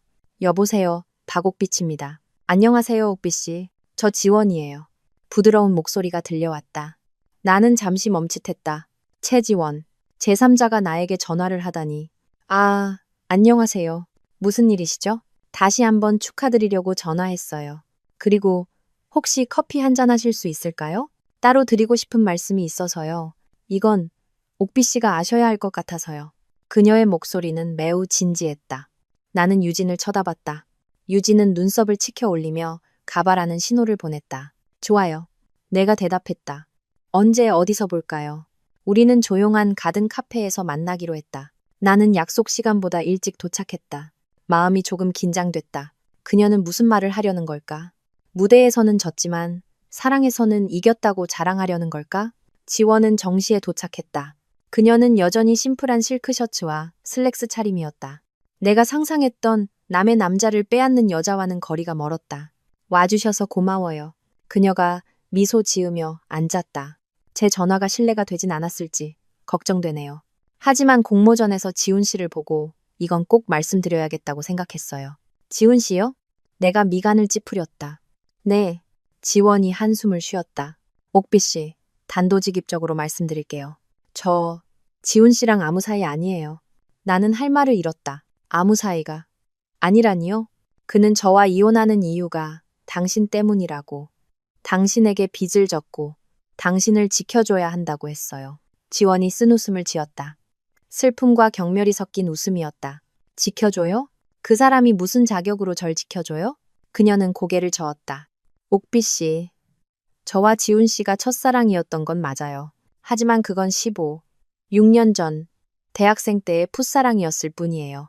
저희는 그 사람이 옥비 씨 아버님을 만나기도 전에 헤어졌어요. 하지만 그가 뭐라고 했는지는 모르겠어요. 지원이 내 말을 잘랐다. 제가 아는 건 지난 15년간 해외에 있으면서 그 사람과는 가끔 안부를 묻는 친구 사이였다는 것뿐이에요. 단 한 번도 희망을 준 적 없어요. 제가 귀국하자 그가 소식을 듣고 저를 귀찮게 하기 시작한 거예요. 공항에서 보셨던 것처럼. 그리고 제 회사 앞에서 벌인 유치한 쇼처럼요. 그럼 아이는요? 내가 가장 마음에 걸렸던 질문을 던졌다. 그가 책임져야 한다고 했던 그 아이. 지원은 나를 보았다. 그녀의 눈빛이 갑자기 한없이 부드러워졌다. 제 아이 이름은 본이에요. 본이는 제 아이예요. 오직 저 혼자만의. 그녀는 또렷하게 말했다. 저는 비혼모예요. 하지만 주체적인 선택이었어요. 저는 결혼이나 남자를 믿지 않아요. 그저 아이를 원했을 뿐이에요.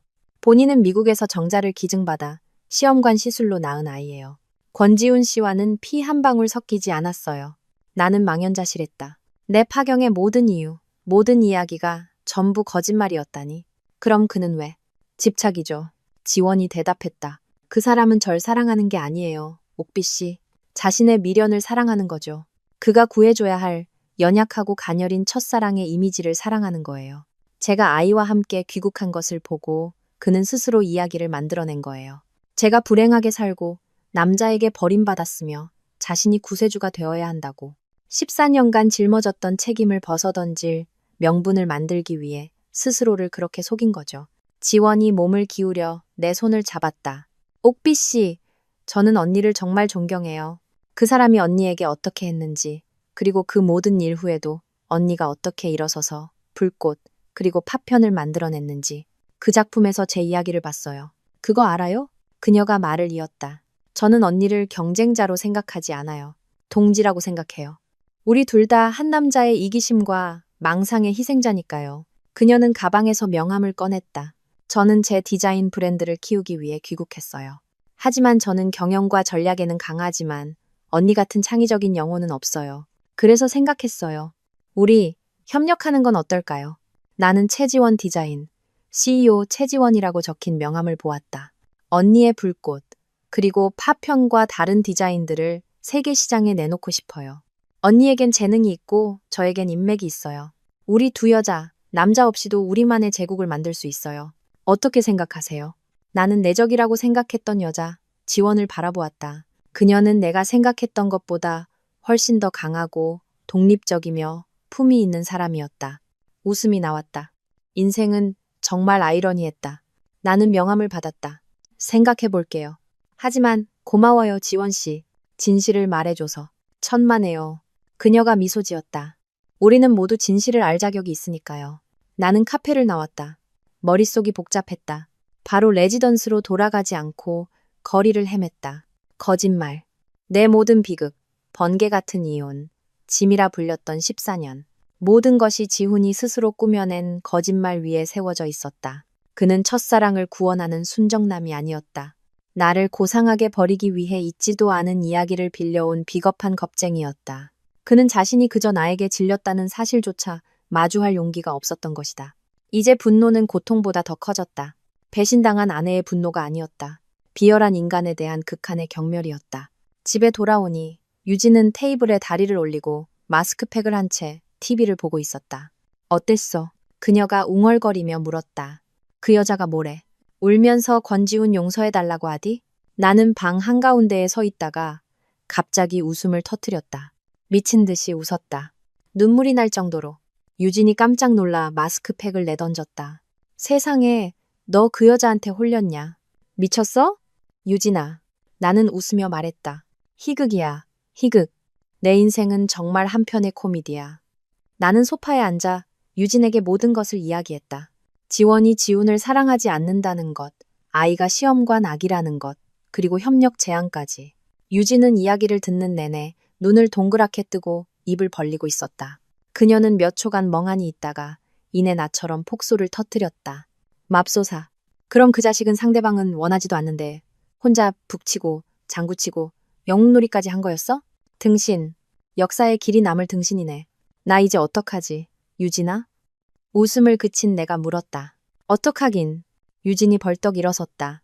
파티해야지. 네가 상 탄 거, 우리가 재밌는 동지를 얻은 거, 그리고 그 개자식이 광대였다는 걸 발견한 거. 축하할 일이 3개나 되는데 파티를 안 해? 파티. 맞다. 옷 갈아입어. 오늘 밤 내가 거하게 쏠게. 제일 비싼 곳 가서 제일 예쁜 드레스 입고 오늘 밤 너는 여왕이야. 유진은 나를 끌고 나갔다. 그녀는 내가 오래전에 사두었지만 지훈이 너무 야하다고 해서 한 번도 입지 못했던 붉은색 실크 드레스를 입혔다. 그리고 화장을 진하게 해주었다. 온 세상에 보여줘야 해. 그녀가 내 입술에 립스틱을 바르며 말했다. 남편한테 차인 여자가, 아니 남편을 찬 여자가 얼마나 눈부시게 아름다운지를. 우리는 서울에서 가장 비싸고 화려한 루프탑 바로 향했다. 지나가기만 했지 한 번도 들어가 본 적 없는 곳이었다.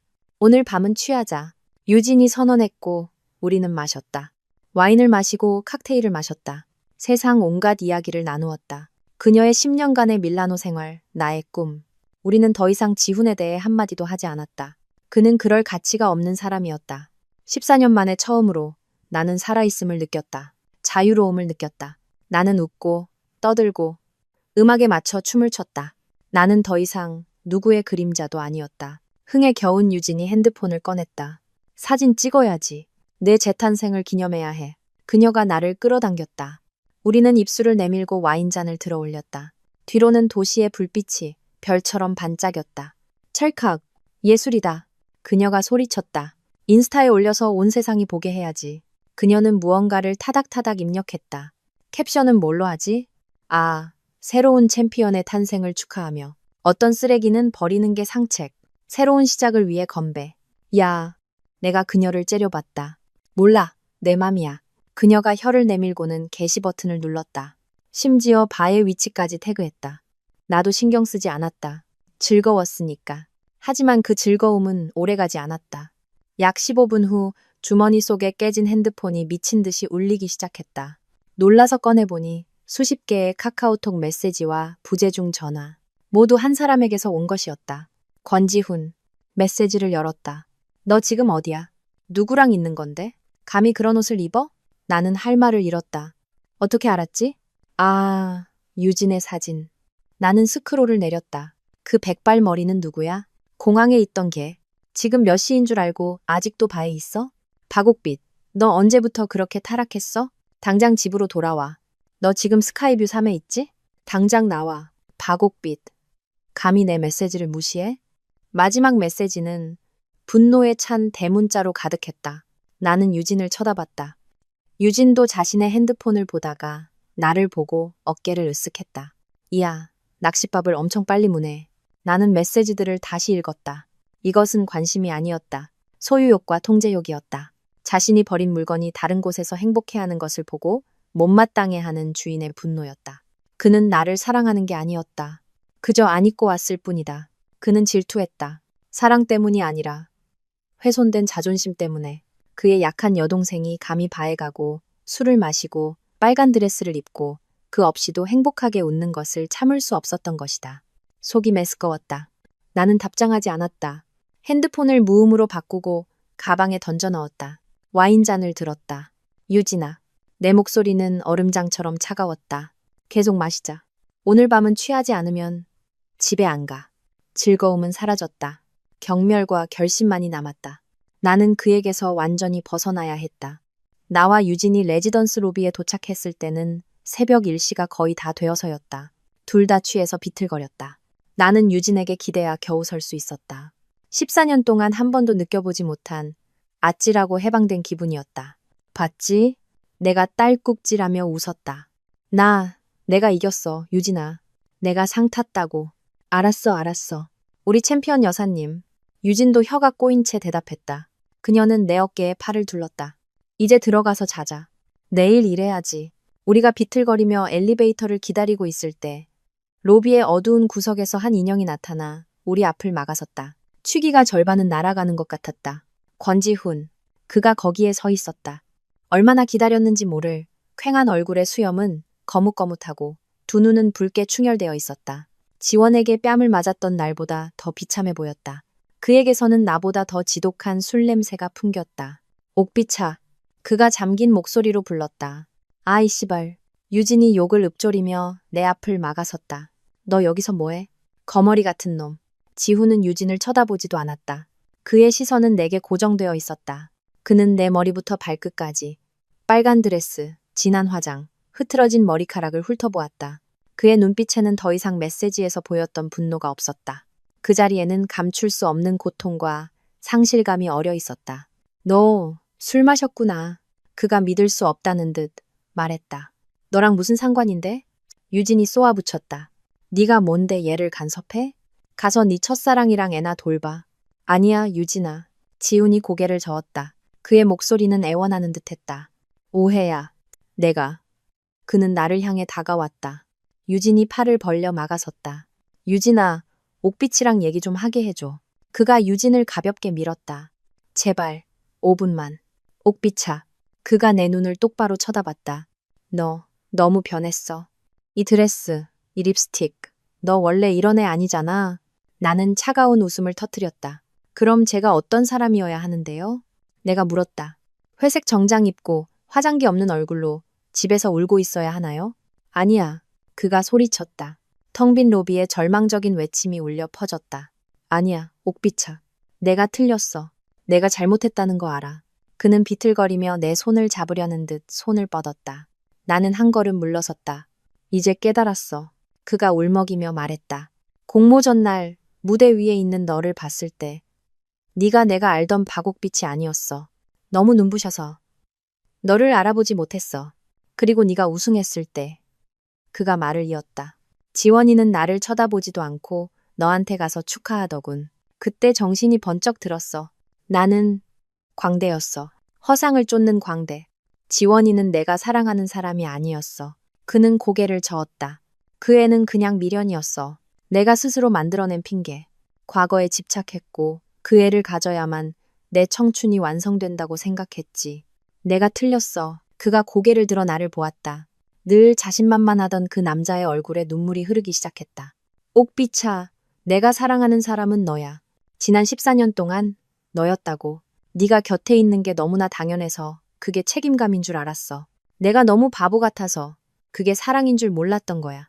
그러다가 공항에서 다른 사람 품에 안긴 너를 봤을 때, 무대 위에서 차갑고 아름다운 너를 봤을 때, 그리고 오늘 밤 사진 속에서 빨간 드레스를 입고 나 없이도 웃고 있는 너를 봤을 때 심장이 너무 아팠어, 옥비차. 그가 자신의 가슴을 쳤다. 누가 쥐어짜는 것처럼 아팠어. 질투가 났어. 미치도록. 그제야 깨달았어. 난 너 없이는 살 수 없다는 걸. 그가 무릎을 꿇었다. 로비 한가운데에서 성공하고 오만했던 그 남자가 내 앞에 무릎을 꿇고 있었다. 옥비차, 용서해줘. 그가 흐느꼈다. 나한테 기회 한 번만 더 줘. 우리 다시 시작하자. 응? 내가 잘못했어. 내가 개자식인 거 알아. 하지만 널 사랑해. 정말로 널 사랑한다고. 나는 완전히 술이 깬 채 서 있었다. 나는 그의 눈물, 그의 뒤늦은 고백을 보았다. 한 달 전에 나였다면 마음이 약해졌을지도 모른다. 그에게 달려가 안겼을지도 모른다. 그리고 우리는 또다시 14년의 거짓을 이어갔을 것이다. 하지만 지금의 나는 유진을 보았다. 유진도 놀란 표정이었지만 그녀의 눈에는 경멸이 가득했다. 나는 내 발밑에 무릎 꿇은 남자를 내려다보았다. 권지훈 씨. 내 목소리는 무서울 정도로 평온했다. 그가 희망에 찬 눈으로 고개를 들었다. 그는 이 나약함과 고백이 나를 되돌릴 수 있다고 생각하는 듯 했다. 일어나세요. 내가 말했다. 여기서 더 이상 광대짓 하지 말고요. 아니, 안 일어나. 그가 고개를 저으며 내 다리를 잡으려고 했다. 네가 용서해줄 때까지 안 일어나. 옥비차, 날 때려도 좋고 욕해도 좋아. 하지만 이렇게 침묵하지만은 말아줘. 유진이 나를 뒤로 끌어당겼다. 미친놈. 유진이 으르렁거렸다. 연기 그만해. 여기가 무대인 줄 알아? 네가 몇 번 울면 옥비치가 14년의 거짓말을 다 잊을 것 같아? 아니야. 아니라고. 지훈이 비틀거리며 일어섰다. 너무 취해서 제대로 서 있지도 못하고 벽에 기댔다. 옥비차. 그가 애원하는 눈빛으로 나를 보았다. 내 말은 진심이야. 나 이제 깨달았어. 내가 정말 사랑하는 건 너야. 그 사랑은 내 피 속에 흐르고 있어. 14년 동안 그저 잠시 눈이 멀었던 것뿐이야. 눈이 멀었다고요? 내가 되물으며 웃었다. 눈이 멀어서 결혼식 전부터 이혼 서류랑 재산 서류를 다 준비해뒀군요. 눈이 멀어서 친구한테 내가 짐이고 책임감이고 여동생이라고 말했고요. 지훈의 얼굴이 하얗게 질렸다. 그가 더듬거렸다. 네가 그걸 어떻게... 들었어요. 나는 또렷하게 말했다. 당신이 실수로 건전화로 한 글자도 빼놓지 않고 다 들었어요. 고마워요. 그 전화가 아니었다면 난 아직도 환상 속에 살고 있었을 테니까. 진실이 드러나자 그는 더 이상 변명할 수 없었다. 그는 벽에 기댄 채 주르륵 미끄러져 내렸다. 그건. 그때 내가 화가 나서 되는 대로 말한 거야. 되는 대로 말한 게 아니죠. 나는 고개를 저었다. 그게 당신의 진심이었어요. 그리고 저는 지원 씨에게도 고마워요. 아이가 당신 아이가 아니라는 것. 그녀가 당신을 한 번도 사랑한 적 없고 귀찮은 존재로 여긴다는 진실을 말해줬으니까요. 지훈은 완전히 무너졌다. 그는 내가 모든 것을 알게 되었다는 것을 깨달았다. 그가 쌓아 올린 모든 거짓말과 위선이 산산조각 났다. 그러니까 나는 조금의 동정심도 없는 눈으로 그를 쳐다봤다. 나를 사랑한다고 말하지 마세요. 역겨우니까. 아니야. 그가 소리쳤다. 지금은 달라. 지금은 깨달았다고. 지원이가 아니라 너야. 옥비차. 너라고? 내가 사랑하는 건 너야. 나를 사랑한다고요? 내가 되물었다. 아니면 나를 소유하는 느낌을 사랑하는 건가요? 순하고 착해서 평생 당신만 알고 당신에게 의지하는 여자를 곁에 두는 그 느낌을. 내가 상 타는 꼴을 못 보겠고 지원이가 나를 존경하는 꼴을 못 보겠고 내가 빨간 드레스 입고 다른 사람과 즐겁게 술 마시는 꼴을 못 보겠죠. 나는 그에게 다가갔다. 유진이 막으려 했지만 나는 손을 저었다. 나는 몸을 숙여 한때 내 세상의 전부였던 그의 눈을 똑바로 쳐다봤다. 권지훈 씨, 내가 속삭였다. 당신은 날 사랑하는 게 아니에요. 그냥 잃어버린 장난감을 되찾고 싶은 어린애일 뿐이죠. 당신은 지원이를 잃은 게 아쉬워서 그녀를 쫓았어요. 그녀에게 보기 좋게 거절당하자 나를 찾아온 거죠. 내가 언제나 그 자리에 있는 당신의 안전한 피난처, 당신의 착한 여동생일 거라고 생각했겠죠. 그런데 뭘 봤죠? 나는 미소 지었다. 그 여동생이 더 이상 착하지가 않네요. 상도 타고 당신이 숭배하던 여자에게 존경도 받고 바에도 가고 당신 메시지에는 답장도 안 하고 통제력을 잃었죠. 자존심에 상처를 입었고요. 받아들일 수 없었던 거예요. 내가 후회한다고? 내가 몸을 일으켰다. 그래, 후회해. 미치도록 후회한다고? 그가 소리쳤다. 믿어요. 나는 고개를 끄덕였다. 후회하는 거 믿어요. 하지만 그거 알아요? 나는 깊은 숨을 들이마셨다. 그의 술 냄새와 절망이 섞인 밤 공기를 느꼈다. 내 사랑은 내가 말했다. 당신이 이혼 서류를 내밀었던 그 아침에 죽었어요. 당신이 나를 짐이라고 말했을 때 당신 손에 죽었다고요. 당신이 지원에 대한 거짓말을 꾸며냈을 때 산산조각 났어요. 나는 그를 보며 마지막 비수가 될 말을 내뱉었다. 당신이 날 사랑한다고 말하는 거 믿어요. 하지만 전 더 이상 당신을 사랑하지 않아요. 마지막 네 단어. 사랑하지 않아요. 나는 그 말을 깃털처럼 가볍게 내뱉었다. 조금의 망설임도 미련도 없이 오직 진실만을. 지우는 얼어붙었다. 그는 방금 들은 말을 믿을 수 없다는 듯 입을 벌리고 나를 쳐다봤다.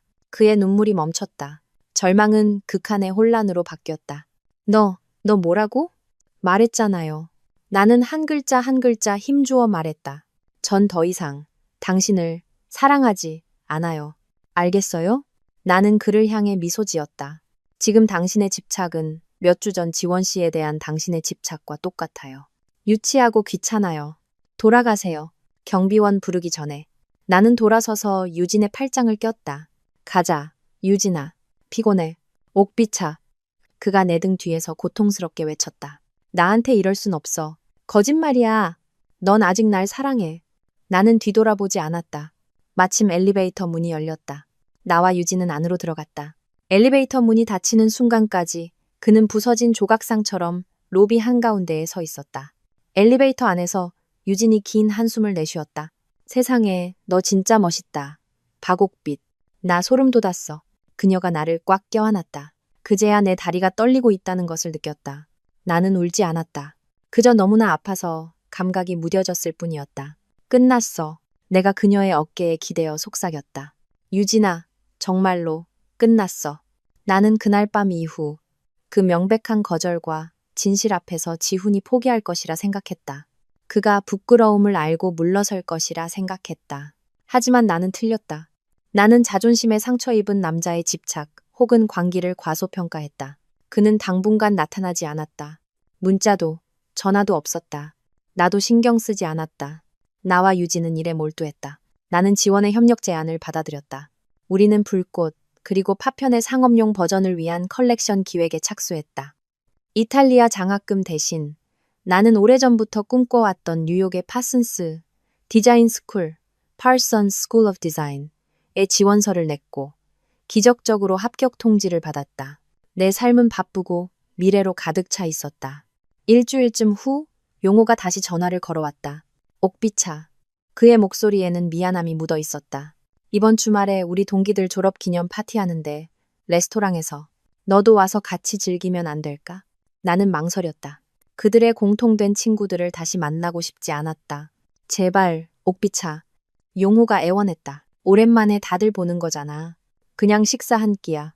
내가 지훈이 대신 너한테 사과하고 싶어서 그래. 와줄 거지? 내 체면 좀 세워줘. 나는 한숨을 쉬었다.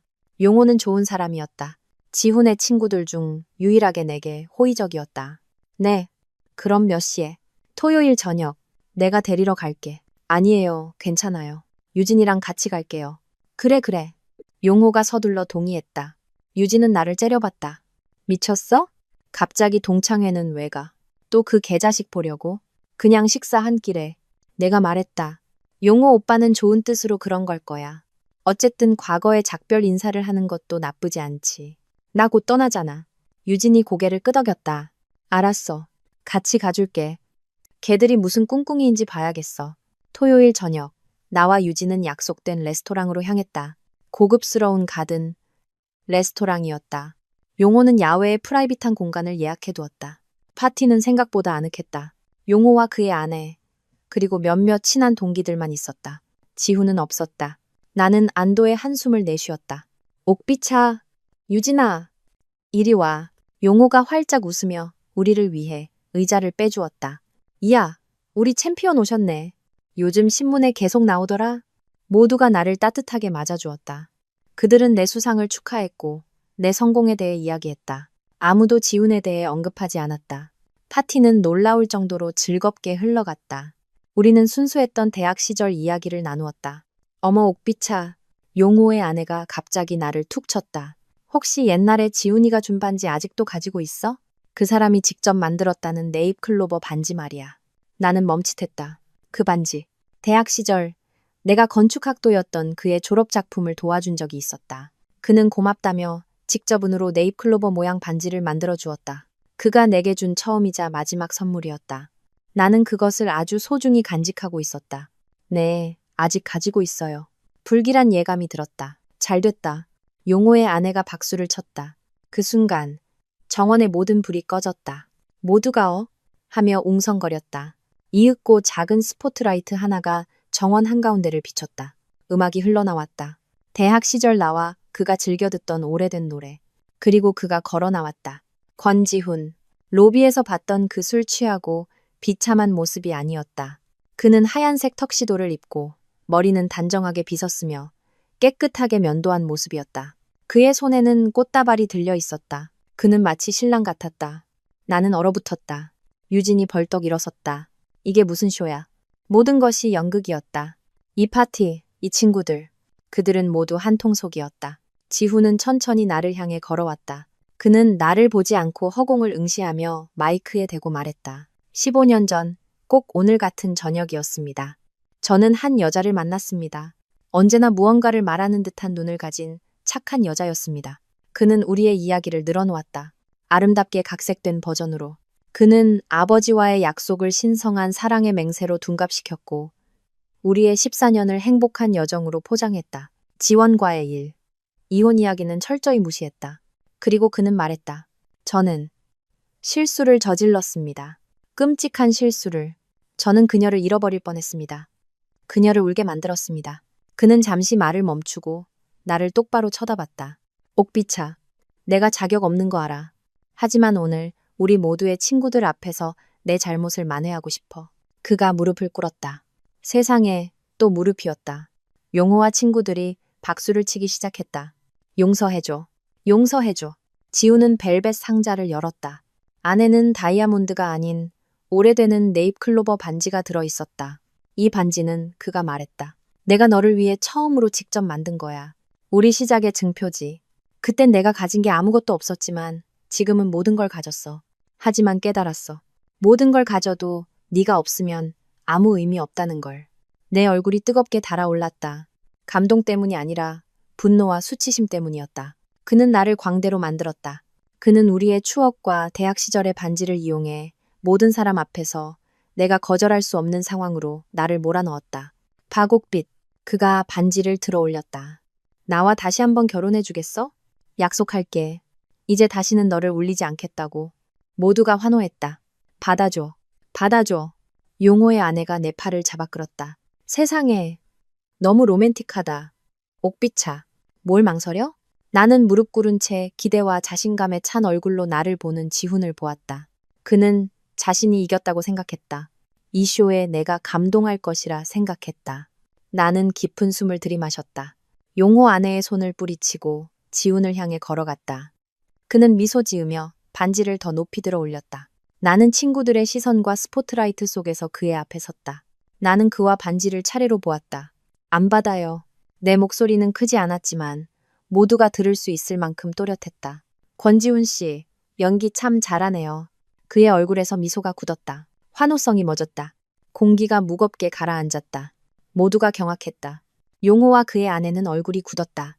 지훈은 여전히 무릎을 꿇은 채였다. 그의 미소는 사라지고 당혹감이 그 자리를 채웠다. 옥비차, 너 무슨 소리 하는 거야? 연기 잘한다고 했어요. 나는 얼음처럼 차가운 목소리로 반복했다. 이 연극 참 공들였네요. 친구들까지 동원하고 음악의 조명까지 이 반지까지 이용해서 나는 음반지를 가리켰다. 이렇게 하면 내가 감동해서 모든 걸 잊고 당신 품에 안길 줄 알았어요? 착각이에요, 권지훈 씨. 당신은 우리의 추억을 이용해서 날 압박했지만 그 추억을 쓰레기통에 쳐넣은 게 바로 당신이라는 건 잊었나 보죠? 잘못했다고 후회한다고 말했죠. 하지만 당신의 이 행동은 딱 한 가지를 증명할 뿐이에요. 당신은 날 전혀 존중하지 않는다는 것. 내 감정도, 내 결정도 존중하지 않아요. 그저 자기 방식대로 나를 모든 사람 앞에서 바보로 만들 뿐이죠. 사랑이 연극인 줄 아세요? 당신이 연기만 잘하면 내가 용서할 거라고 생각했어요? 나는 용호와 다른 친구들을 돌아보았다. 그리고 여러분이 그의 친구인 거 이해해요. 하지만 절 속여서 이곳에 오게 하고 이 유치한 연극에 동조하는 게 즐거우셨어요? 방금 남편에게 버림받은 여자를 이렇게 궁지로 모는 게 재밌었냐고요. 용호의 아내는 고개를 숙였다. 용호는 어쩔 줄 몰라 했다. 옥비차, 우린 그냥 너희 둘이. 우리 둘은 이혼했어요. 나는 그의 말을 잘랐다. 서류에 사인했고 법원 절차만 남았어요. 아시겠어요? 그 진실은 이 화해 파티 한가운데에 찬물처럼 쏟아졌다. 나는 다시 지훈을 보았다. 그는 여전히 무릎을 꿇고 있었지만 친구들 앞에서 망신당한 굴욕감과 분노로 얼굴이 잿빛이 되어 있었다. 일어나세요, 권지훈 씨. 내가 말했다. 더 이상 무릎 꿇지 마요. 난 당신의 용서를 베푸는 신도 아니고 당신이 버리고 싶을 때 버리고 죽고 싶을 때 죽을 수 있는 과거의 박옥빛도 아니니까요. 나는 그를 마지막으로 보았다. 우리 아버지에 대한 빚은 결혼식으로 갚았고 내 14년은 당신의 거짓말에 대한 대가로 충분히 치렀어요. 우린 이제 서로에게 아무 빚도 없어요. 나는 몸을 숙여 그에게만 들리도록 작게 말했다. 당신이 날 붙잡으려는 건 날 사랑해서가 아니야. 지원 씨에게 졌다는 걸 인정하기 싫어서지. 당신이 아직 가치 있고 누군가에게 필요한 존재라는 걸 증명하고 싶어서. 하지만 난 당신을 위한 위로상이 아니에요. 나는 몸을 일으켰다. 유진아, 가자. 나는 뒤돌아서 걸었다. 단 한 번도 돌아보지 않았다. 잠자코 있던 유진이 피식 웃으며 지훈에게 경멸의 눈초리를 보내고는 나를 따라왔다. 박옥빛, 거기서. 등 뒤에서 지훈의 고함 소리가 들렸다. 테이블과 의자가 넘어지는 소리가 요란하게 났다. 그는 나를 쫓아와 레스토랑 입구에서 내 앞을 막아섰다. 못 가. 그가 내 팔을 꽉 잡았다. 방금 뭐라고 했어? 법원? 정말 그렇게 할 셈이야? 이거 나요. 내가 팔을 뿌리쳤다. 안 놔. 그가 눈이 충혈된 채 내 팔을 더욱 세게 잡았다. 거짓된 낭만은 사라지고 통제력을 잃은 자의 폭력성만 남았다. 넌 내 아내야. 어디도 못 가. 아내? 유진이 달려들어 그의 손을 떼어내려 했다. 미쳤어? 이혼하자고 한 게 누군데? 이혼 안 해. 그가 유진의 얼굴에 소리쳤다. 마음 바꿨어. 사인 안 해. 당신 미쳤어요. 내가 소리쳤다. 이미 사인했잖아요. 이제 와서 바꿀 수 없어요. 찢어버릴 거야. 다 무효로 만들 거라고. 그가 으르렁거리며 나를 자신의 차 쪽으로 끌고 갔다. 당장 나랑 같이 가. 나는 공포에 질렸다. 그가 이렇게 폭력적으로 변할 줄은 몰랐다. 그때 택시 한 대가 멈춰섰다. 기사님, 도와주세요. 유진이 소리쳤다. 택시 기사와 레스토랑 경비원 몇 명이 소란을 보고 달려왔다. 무슨 일입니까? 저기요, 아가씨 팔 놓으세요. 네, 안 해요. 부부싸움 하는 거라고요. 지훈이 여전히 나를 놓지 않고 소리쳤다. 아내는 무슨, 우리 이혼했어요. 이 사람이 날 때리려고 해요. 내가 소리쳤다. 경비원들이 그를 둘러쌌다. 선생님, 아가씨 놓으십시오. 이러시면 가정폭력으로 경찰 부릅니다. 여러 사람에게 둘러싸이자 지훈은 주춤했다. 그는 내 팔을 놓았지만 여전히 나를 잡아먹을 듯한 눈으로 쏘아보았다. 박옥빛, 너 잘했다. 그가 이를 갈았다. 감히 날 망신시켜? 감히. 나는 그가 말을 끝내기를 기다리지 않았다. 유진의 손을 잡고 막 도착한 택시 문을 열었다. 기사님 빨리 출발해 주세요. 빨리요. 차는 굉음을 내며 출발했다. 호기심 어린 군중 속에 서 있는 지훈과 내가 본 중 가장 유치했던 청혼극을 뒤로 한 채 차 안에서 나는 온몸을 떨었. 유진이 나를 안았다. 괜찮아, 괜찮아. 진짜 미친놈이다. 우리가 도망쳐서 다행이야. 나는 창밖을 보았다. 서울의 야경은 여전히 화려했지만 내 마음속에는 깊은 피로감만이 가득했다.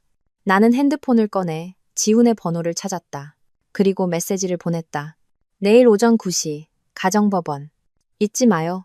안 나오면 내 변호사가 당신 회사로 찾아갈 거예요. 전송을 누르고 그의 번호를 차단했다. 단호하게 마지막 약속이었다. 그날 밤 나는 잠들지 못했다. 두려워서가 아니라 뼛속까지 스며든 피로감 때문이었다. 지훈의 연극은 나를 아프게 하지 않았다. 그저 역겹고 지치게 만들었을 뿐이다. 모든 것이 끝나기만을 바랐다. 다음 날 아침 5시에 일어났다. 샤워를 하고 우아하지만 단단해 보이는 베이지색 정장을 골라 입었다. 가볍게 화장을 하고 거울 속 나를 보았다. 더 이상 한 달 전에 초췌하고 지친 박옥빛이 아니었다. 바에서 취해 있던 화려한 박옥빛도 아니었다. 오늘 나는 자신의 자유를 되찾으러 가는 평범한 여자, 박옥빛이었다. 유진이 같이 가겠다고 했다. 내가 거기 있어야겠어. 그 개자식 사인하는 꼴을 봐야겠다고. 딴짓 못하게 지켜봐야 해. 나는 고개를 끄덕였다. 유진이 곁에 있으니 마음이 든든했다. 우리는 8시 30분에 법원에 도착했다. 내 변호사와 그곳에서 만나기로 했다. 지훈 회사 변호사가 아닌 내가 직접 선임한 이혼 전문 여성 변호사였다. 9시 10분 전 그가 나타났다. 혼자였다. 친구도 용호도 없었다. 그도 정장을 입었지만 검은색이었다. 그의 얼굴은 잿빛이었고 피곤해 보였다. 면도도 하지 않고 머리는 헝클어져 있었다. 그는 하룻밤 사이에 10년은 늙어 보였다. 어젯밤의 멋진 신랑, 풍채 좋은 대표의 모습은 온데간데 없었다. 그는 나를 보았다. 그의 시선은 내게 고정되었다. 애원, 분노, 피로, 그리고 절망이 뒤섞인 복잡한 눈빛이었다. 그가 나를 향해 걸어왔다. 유진이 즉시 내 앞을 막아섰다. 또 무슨 짓이야? 지훈은 멈춰서서 유진과 나를 번갈아 보았다. 옥비차. 그가 잠긴 목소리로 말했다. 꼭 이렇게까지 해야겠어? 나는 그의 눈을 똑바로 쳐다봤다. 시작은 당신이 했어요, 권지훈 씨. 나는 끝내려는 것뿐이에요. 난 원하지 않아. 그가 고개를 저었다. 옥비차, 어젯밤 내가 잘못했어. 그렇게 하면 안 됐어. 하지만 제발 기회를 줘. 나 사인 안 해. 넌 날 강요할 수 없어. 강요할 수 있어요. 나는 차갑게 대답했다. 잊었어요? 당신의 외도 증거, 날 속인 증거들. 난 이를 추하게 만들고 싶지 않아요, 권지훈 씨. 지원 씨를 끌어들이고 싶지도 않고, 당신 사생활을 언론에 떠벌리고 싶지도 않아요. 특히 내가 막 상을 탔고, 당신이 내 남편이라는 사실이 알려진 이 마당에 내가 모든 걸 터트리면 당신 회사 주가가 어떻게 될 것 같아요. 그의 얼굴에서 핏기가 가셨다. 그는 내가 그런 말을 할 줄은 몰랐을 것이다. 착하고 순해서 사업의 사자도 모르던 여동생 박옥빛이 네가 날 협박해? 그가 이를 갈았다. 협박이 아니에요. 나는 고개를 저었다. 우리 둘 모두에게 최선인 길을 알려주는 것뿐이에요. 오늘 여기 와서 조용히 사인해요. 그럼 우리 깨끗하게 헤어질 수 있어요. 당신은 재산도 명예도 지킬 수 있고 계속 당신 회사 대표로 남을 수 있죠. 나는 자유를 얻고요. 이게 14년 만에 내가 당신에게 요구하는 마지막이에요. 내 변호사가 다가왔다. 안녕하세요, 권지훈 씨. 모든 절차가 준비되었습니다. 들어가시죠. 지훈은 나와 변호사를 번갈아 보았다. 그는 궁지에 몰린 짐승 같았다. 소리치고 모든 것을 부수고 싶어 했지만 그럴 수 없었다. 그는 내가 농담하는 게 아니라는 것을 알았다. 그는 긴 한숨을 내쉬었다. 마치 온몸의 기운이 빠져나가는 듯한 한숨이었다. 알았어. 그가 말했다. 네가 이겼다, 옥비차. 그는 나를 스쳐 지나 조정실로 들어갔다. 절차는 빠르게 진행되었다. 이미 양측이 합의한 서류가 있었기 때문이다. 판사가 우리를 보며 고개를 저었다. 두 분 정말 신중하게 생각하셨습니까?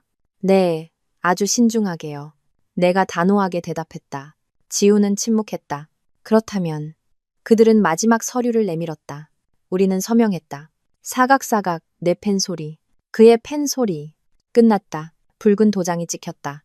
나는 공식적으로 자유로운 사람이 되었다. 나는 일어서서 지훈을 쳐다보지도 않고 문을 향해 걸어나갔다. 유진과 변호사가 뒤따랐다. 밖으로 나오자 나는 깊은 숨을 들이마셨다. 오늘따라 바깥 공기가 유난히 상쾌했다. 끝났어. 내가 유진에게 말했다. 너 먼저 가. 난 좀 걷고 싶어. 괜찮겠어? 유진이 걱정스럽게 물었다. 괜찮아. 나는 미소 지었다. 지금보다 더 괜찮았던 적은 없었어. 유진이 고개를 끄덕였다. 알았어. 저녁에 다시 파티하자. 나는 거리를 헤맸다.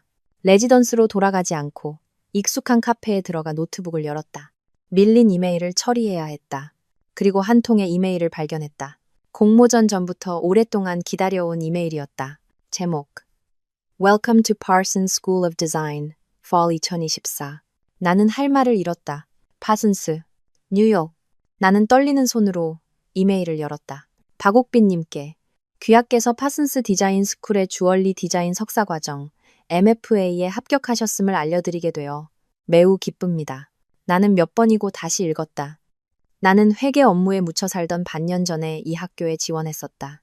그것은 아득한 꿈이었고 지훈에게조차 숨겼던 조용한 반란이었다. 그저 한 줄기 희망을 위해 지원했을 뿐 합격하리라고는 꿈에도 생각하지 못했다. 세계 최고의 디자인 스쿨 중 하나인 파슨스. 나는 마랑고니의 장학금 합격 메일을 다시 보았다. 그것도 훌륭한 기회였다. 하지만 이건 파슨스였다. 뉴욕이었다. 내 가장 큰 꿈이었다. 나는 시끄러운 카페 한가운데에 앉아 울었다. 또다시. 하지만 이번에는 행복과 벅찬 감격의 눈물이었다. 내 미래는 그저 열린 것이 아니었다. 눈부시게 빛나고 있었다. 나에게는 이탈리아와 미국 두 가지 선택지가 있었다. 그리고 이번에 나는 무엇을 선택해야 할지 알았다. 상이 아닌 나만의 꿈을. 나는 핸드폰을 들어 유진에게 전화했다. 유진아, 나 방금 뭐 받았는지 알아? 그 후 몇 주는 정신없이 바빴다. 미국 입학 및 비자 수속을 밟아야 했다. 지원과 함께 불꽃, 그리고 파편 컬렉션의 상업화에 대한 아이디어도 인수인계해야 했다. 내가 파슨스에 합격했다는 소식을 들은 지원은 나를 꽉 껴안았다. 세상에, 파슨스라고요? 그녀가 소리쳤다. 언니 미쳤어요? 거긴 모든 디자이너의 꿈이에요. 당장 가야 해요. 하지만 이탈리아 장학금은 이탈리아가 무슨 상관이에요. 지원이 손을 저었다. 마랑고니도 좋지만 파슨스는 차원이 달라요. 가야 해요. 제가 기다릴게요. 언니가 졸업하고 돌아오면 우리 이 시장을 뒤집어 놓는 거예요. 아니면 그녀가 눈을 가늘게 떴다. 제가 뉴욕에 지사를 낼게요. 언니가 공부하면서 거기서 일하면 되겠네. 나는 웃었다. 우리의 우정은 아이러니한 상황에서 시작됐지만 이제는 놀라울 정도로 끈끈해져 있었다. 유진은 말할 것도 없었다. 내가 이탈리아에 같이 가지 않는 것을 무척 아쉬워했다. 너 날 버리고 미국 남자 만나러 가는 거지? 무슨 남자야. 내가 그녀의 머리를 툭 쳤다. 공부하러 가는 거야. 그래, 공부. 그녀가 한숨을 쉬었다. 알았어. 미국도 좋지. 이 지긋지긋한 땅을 떠나는 거니까. 하지만 내가 꼭 보러 갈 테니 각오해. 마지막으로 해결해야 할 일이 있었다. 엄마. 나는 엄마에게 모든 것을 숨겼다. 걱정 끼쳐드리고 싶지 않았지만 이제 떠나야 하니 더는 숨길 수 없었다. 나는 폭풍을 각오하고 집으로 갔다. 나는 이혼 이야기와 지원 이야기를 털어놓았지만 그녀의 결백에 대한 부분은 뺐다. 그리고 공모전과 미국 유학 계획에 대해 말했다. 엄마는 조용히 내 이야기를 들었다. 내가 생각했던 것처럼 울거나 소리치지 않았다. 내 이야기가 끝나자 엄마는 길게 한숨을 쉬며 내 손을 잡았다. 내 딸, 엄마의 목소리가 떨렸다. 얼마나 힘들었니? 14년 동안 나는 그 애가 널 진심으로 사랑하는 줄 알았어. 다 끝났어요. 엄마, 내가 엄마를 안았다. 그래, 엄마가 고개를 끄덕였다. 끝났으면 됐다. 가거라 내 딸. 나는 놀라서 엄마를 보았다. 엄마는 아버지의 영정 사진을 보며 말했다. 내 아빠는 네가 행복하길 항상 바랐어. 지난 14년 넌 행복하지 않았지. 이제 내 길을 찾았으니 가야지. 엄마 걱정은 말고. 엄마는 여기서 잘 지낼 수 있어. 너는 네 행복을 찾아가. 하늘에 있는 내 아빠도 기뻐할 거야. 나는 엄마를 안고 목 놓아 울었다. 엄마의 지지는 그 어떤 상보다도 값졌다. 그동안 지우는 사라졌다. 그에 대한 어떤 소식도 들리지 않았다. 용호는 그가 장기 휴가를 냈고 아무도 연락이 닿지 않는다고 했다. 신혼집이었던 빌라는 굳게 잠겨 있었다. 그는 서울에서 증발해버린 것 같았다. 나도 신경 쓰지 않았다. 나는 내 인생을 사느라 바빴다. 그러던 어느 날 오후, 출국 일주일 전이었다. 나는 레지던스에서 짐을 정리하고 있었다. 유진과 지원이 돕고 있었다. 초인종이 울렸다. 누구세요? 유진이 상자를 들고 있던 채로 퉁명스럽게 물었다. 대답이 없었다. 짜증이 난 유진이 문을 열었다. 누구? 유진은 말을 멈췄다. 나와 지원이 현관을 쳐다봤다. 지훈이었다. 그가 서 있었다. 풍채 좋은 대표도. 레스토랑에 미친 남자도 아니었다. 그는 앙상하게 마르고 수염은 덥수룩했으며 머리는 떡져 있었다. 낡고 색이 바랜 티셔츠를 입은 그의 눈은 깊고 공허했다. 그는 노숙자처럼 보였다. 오, 빠. 내가 놀라서 중얼거렸다. 유진이 문을 막아섰다. 여긴 또 왜 왔어? 지훈은 유진을 보지 않고 나를 쳐다봤다. 네가 미국 간다고 들었어. 마치 누가 목을 조르는 듯한 쉰 목소리였다. 네. 내가 고개를 끄덕였다. 다음 주 화요일에요. 그는 오랫동안 침묵했다. 그는 마치 내 모습을 마음에 새기려는 듯 뚫어지게 나를 바라보았다. 내가 정말 틀렸었어. 그가 말했다. 지난 몇 주간 고향에 내려가 있었어. 내 아버지 산소에 앉아서 많은 생각을 했어. 난 겁쟁이처럼 살았더라. 약속을 탓하고 너를 탓하고 지원이를 탓하고 나 자신만 빼고 모든 걸 탓했어. 모든 걸 잃고 나서야 깨달았지. 그는 비참한 미소를 지었다. 지원이도 잃고 너도 잃고 나 자신도 잃었어. 그는 내 옆에 서 있는 지원을 보았다. 지원아, 내 어리석은 이야기에 널 끌어들여서 미안하다. 지원은 말없이 고개를 끄덕였다. 그리고 그는 다시 나를 보았다. 그는 주머니에서 서류 뭉치를 꺼냈다. 널 붙잡으러 온 거 아니야. 나한테 더 이상 그럴 자격 없다는 거 알아. 네가 이겼어. 넌 더 나은 삶을 살 자격이 있어. 그는 서류 뭉치를 테이블 위에 올려놓았다. 이건 회사 서류야. 내 지분 절반. 내 이름으로 돌려놨어. 필요 없어요. 내가 쏘아붙였다. 말했잖아요. 당신 거 아무것도 안 받는다고. 아니, 그가 고개를 저었다. 이건 내가 너한테 주는 게 아니야. 갚는 거지. 14년. 네가 14년 동안 내 밑에서 무급으로 일했잖아. 이건 내 월급이야. 네 청춘에 대한 보상이라고 생각해. 받아. 미국 가서 사업하려면 자본금도 필요할 거 아냐. 네가 안 받으면 그냥 버릴 거야. 이제 나한테 아무 미련 없어. 그의 목소리는 깊은 피로감으로 가득했다. 그리고 이거, 그는 작은 나무 상자를 내려놓았다. 네가 가져. 내가 열어보니 네잎클로버 반지였다. 안 가져. 가져. 그가 내 말을 잘랐다. 추억이잖아. 어쨌든 우리 젊은 날의 일부였으니까 버리든 말든 그건 내 마음대로 해. 하지만 너한테 돌려주고 싶었어. 그는 한 걸음 물러섰다. 할 말은 이게 다야. 그는 나를 다시 한번 보았다. 옥비차, 잘 살아. 꼭 행복해야 해. 내 목까지. 그는 돌아서서 비틀거리며 걸어갔다. 그의 그림자가 복도에 길고 외롭게 드리워졌다. 잠깐만요. 내가 불렀다. 그는 멈춰 섰지만 돌아보지는 않았다. 권지훈 씨, 내가 말했다. 고마웠어요. 14년, 비록 거짓이었지만 즐거웠던 순간도 있었으니까. 그리고 날 놓아줘서 고마워요. 그는 잠시 서 있다가 고개를 끄덕였다. 나도. 네 행복을 빌게. 그는 엘리베이터에 탔고 차가운 문이 닫혔다. 나는 손에 들린 작은 나무 상자를 든 채 서 있었다. 상자는 이상하게 무거웠다. 유진이 내 어깨에 손을 얹었다. 끝났어. 그녀가 말했다. 이제 정말 끝이야. 옥비차. 나는 고개를 끄덕였다. 눈물이 흘렀다. 아파서도 아쉬워서도 아니었다. 마침내 해방되었기 때문이었다.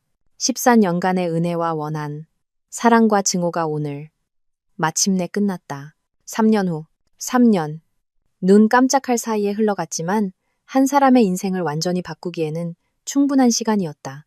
뉴욕은 혹독한 눈보라와 파슨스의 산더미 같은 과제로 나를 맞았다. 미국 생활은 쉽지 않았다. 34살. 나는 20살 남짓한 생기, 넘치는 학생들 사이에서 최고령 학생이었다. 그들만큼 영어에 능숙하지도 기술에 빠르지도 않았다. 브루클린의 작은 아파트 창밖을 내다보며 책상에 앉아 울었던 밤도 있었다. 엄마가 보고 싶었고 유진이 끓여주던 뜨끈한 떡볶이가 그리웠다. 디자인 시안 하나를 놓고 불꽃 튀게 논쟁하던 지원의 모습도 떠올랐다. 외로웠다. 하지만 무너질 것 같을 때마다 나는 내 손에 굳은 살을 만졌다. 불꽃, 그리고 파편을 만들 때 생긴 굳은 살. 아버지의 목소리가 들리는 듯했다. 도자기는 깨져봐야 비로소 온전해지는 거란다. 아직 충분히 깨지지 않은 걸까? 나는 공부에 미쳤다. 학교 공방에서 밤을 새웠다. 젊은 학생들 대신 나이 지긋한 교수님들과 친구가 되었다. 그들은 기술뿐만 아니라 철학을 가르쳐 주었다. 그리고 나는 졸업했다. 최우등으로. 내 졸업작품 서울의 파편들, Fragments of Soul은 불꽃, 그리고 파편의 연장선에 있는 보다 현대적인 재료를 사용한 컬렉션이었고 미국의 유명 패션 잡지 표지를 장식했다. 졸업식 날 유진과 지원이 날아왔다. 백금발의 반항아, 세련된 CEO, 그리고 졸업가운을 입은 나. 우리 셋은 타임스 스퀘어 한복판에서 어린아이처럼 울었다. 빠! 유진이 소리쳤다. 이제 돈 벌 시간이야. 우리의 브랜드가 탄생했다. 이름은 옥빛, OKB.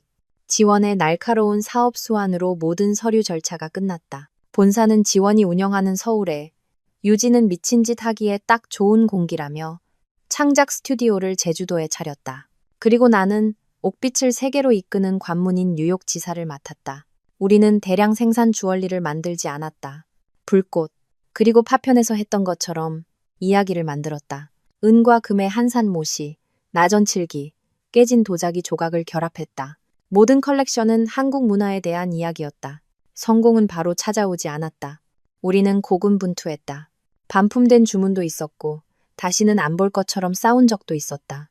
현실적인 지원은 수익을, 자유로운 유지는 예술을 원했다. 나는 그 사이에서 균형을 잡으며 브랜드의 영혼을 지켜야 했다. 하지만 우리는 해냈다. 내가 졸업한 지 3년 후 옥빛은 뉴욕 패션 위크의 일부로 작은 쇼를 열었다. 우리가 모든 돈과 열정을 쏟아부은 쇼였다. 그날 밤 마지막 모델이 재생, 리버스이라는 이름의 목걸이를 하고 무대 뒤로 들어왔을 때 객석의 모든 사람이 일어나 박수를 쳤다. 무대 뒤에서 나와 유진, 지원은 서로를 부둥켜 안고 눈물을 흘렸다. 우리는 해냈다. 우리의 우정 또한 각자의 깨진 조각들로 이어진 불꽃 그리고 파편 같았다. 지원은 여전히 당당한 비혼모 CEO였고 그녀의 아들 본인은 나와 유진을 대모님이라 불렀다. 유진은 여전히 자유로운 영혼이었지만 제주도의 스튜디오에서 자신의 안식처를 찾았다. 그리고 나는 38이 되었다. 나에게는 내 손으로 이룬 커리어와 친구들, 그리고 삶이 있었다. 나는 더 이상 누구의 짐도 아니었다. 내 인생의 기둥은 바로 나 자신이었다. 나는 이렇게 혼자 자유롭고 행복하게 영원히 살 것이라 생각했다. 그를 만나기 전까지는 나는 뉴욕의 단풍이 눈부시던 어느 가을 오후에 그를 만났다. 한국 고건축에 대한 자료를 찾으러 간 도서관에서였다. 그도 같은 책을 보고 있었다. 실례합니다. 내가 말했다. 혹시 다 보셨으면. 아, 한국 분이세요? 그가 고개를 들며 미소 지었다. 따뜻하고 선한 미소였다. 그는 나보다 몇 살 위인 한국계 미국인 건축가 이혜인이었다. 그의 한국어는 서툴렀지만 나를 보는 눈빛은 진실했다. 우리는 건축과 예술, 서울과 뉴욕에 대해 이야기했다. 그는 지훈과 달랐다. 언제나 중심이 되고 싶어 했던 지훈과 달리 혜인은 들어주었다. 그는 내 이야기, 불꽃, 그리고 파편과 나의 실패에 대해 귀 기울였다. 동정이 아닌 존경의 눈빛으로. 정말 용감하시네요. 센트럴 파크를 함께 걸으며 그가 말했다. 상처를 예술로 승화시키는 건 아무나 할 수 있는 일이 아니죠. 우리는 사랑에 빠졌다. 천천히, 부드럽게, 하지만 단단하게. 그는 나를 보호하려 하지 않았다. 그저 내 곁에 있어 주었다. 그는 내 일을 응원했다. 내가 밤새워 일할 때 그는 잔소리 대신 조용히 차를 끓여주고 옆에서 책을 읽었다. 그는 내게 평온함을 주었다. 우리의 결혼식은 1년 후 요란하지 않게 열렸다. 뉴욕 근교의 작은 정원에서 가족과 가장 친한 친구들만 초대했다. 엄마가 한국에서 날아오셨다. 엄마는 혜인의 손을 잡고 우셨다. 우리 옥빛이 자네에게 맡기네. 고생 많이 하나야. 부디 아껴주게. 혜인은 고개를 끄덕이며 엄마의 손을 꽉 잡았다. 어머니 걱정 마세요. 옥빛 씨, 행복의 눈물 외에는 흘리지 않게 하겠습니다. 유진과 지원이 내 들러리를 섰다. 유진은 물론 개성 넘치는 검은 정장에 백금발을 넘겨 빗었고 지원은 옥색 실크 드레스를 입고 우아하게 서 있었다. 지원의 아들 보니가 반지를 들었다. 나는 유진이 직접 디자인한 심플하지만 섬세한 웨딩드레스를 입었다. 그리고 목에는 목걸이를 걸었다. 혜인이 나를 위해 처음으로 만들어준 것이었다. 다이아몬드가 아닌 그가 직접 깎아 은테를 두른 작은 나무 조각이었다. 그는 말했다. 나무는 건축의 시작이고 은은 당신의 시작이죠. 우리가 서로의 시작이 되었으면 해요. 혜인의 손을 잡고 푸른 잔디 위를 걸을 때 나는 진정으로 완전해졌음을 느꼈다. 파티가 한창 무르익고 모두가 웃고 떠들 때 문득 이상한 기분이 들었다. 나는 고개를 돌려 정원 입구 쪽을 보았다. 늙은 떡갈나무 아래 한 남자가 서 있었다. 멀어서 얼굴은 잘 보이지 않았지만 그 외로운 실루엣을 나는 알아볼 수 있었다. 권지훈.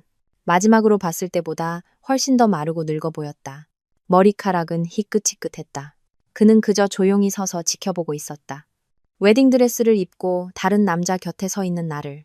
그가 어떻게 내 결혼 소식을 알았는지 모르겠다. 아마 용호가 말해줬겠지. 마음이 아프지도 화나지도 않았다. 아무런 감정도 없었다. 그저 내 인생을 스쳐 지나간 낯선 사람을 보는 듯한 평온함만이 있었다. 지훈은 잠시 서 있다가 내가 자신을 보고 있다는 것을 알아차렸다. 그는 피하지 않았다. 그저 마지막 인사처럼, 뒤늦은 축복처럼 가볍게 고개를 끄덕였다. 그리고 그는 돌아섰다. 그의 앙상하고 외로운 그림자가 저녁 어스름 속으로 조용히 사라졌다. 뭘 그렇게 봐? 혜인이 내 허리에 팔을 감으며 따뜻하게 물었다. 나는 돌아서서 미소 지으며 그의 어깨에 기댔다. 아무것도 아니에요. 내가 말했다. 그냥 옛날에 알던 사람을 봐서. 친구? 들어오라고 하지 않고? 괜찮아요. 나는 고개를 저었다. 그냥 지나가는 사람이니까. 나는 고개를 들어 혜인을 보았다. 행복하게 웃고 계신 엄마를, 케이크를 두고 다투는 유진과 지원을 보았다. 나는 혜인의 손을 꽉 잡았다. 14년에 묻혔던 세월, 재탄생을 위한 3년의 몸부림. 그리고 지금 나는 여기에 있었다. 나의 평온한 안식처. 그것은 한 남자가 아니었다. 자유, 우정, 그리고 열정이었다. 그리고 혜인은 내가 그 안식처에서 만난 가장 멋진 동반자였다. 나는 미소 지으며 남편의 손을 잡았다. 진정으로 행복하고 온전한 새로운 장으로 걸어 들어갔다.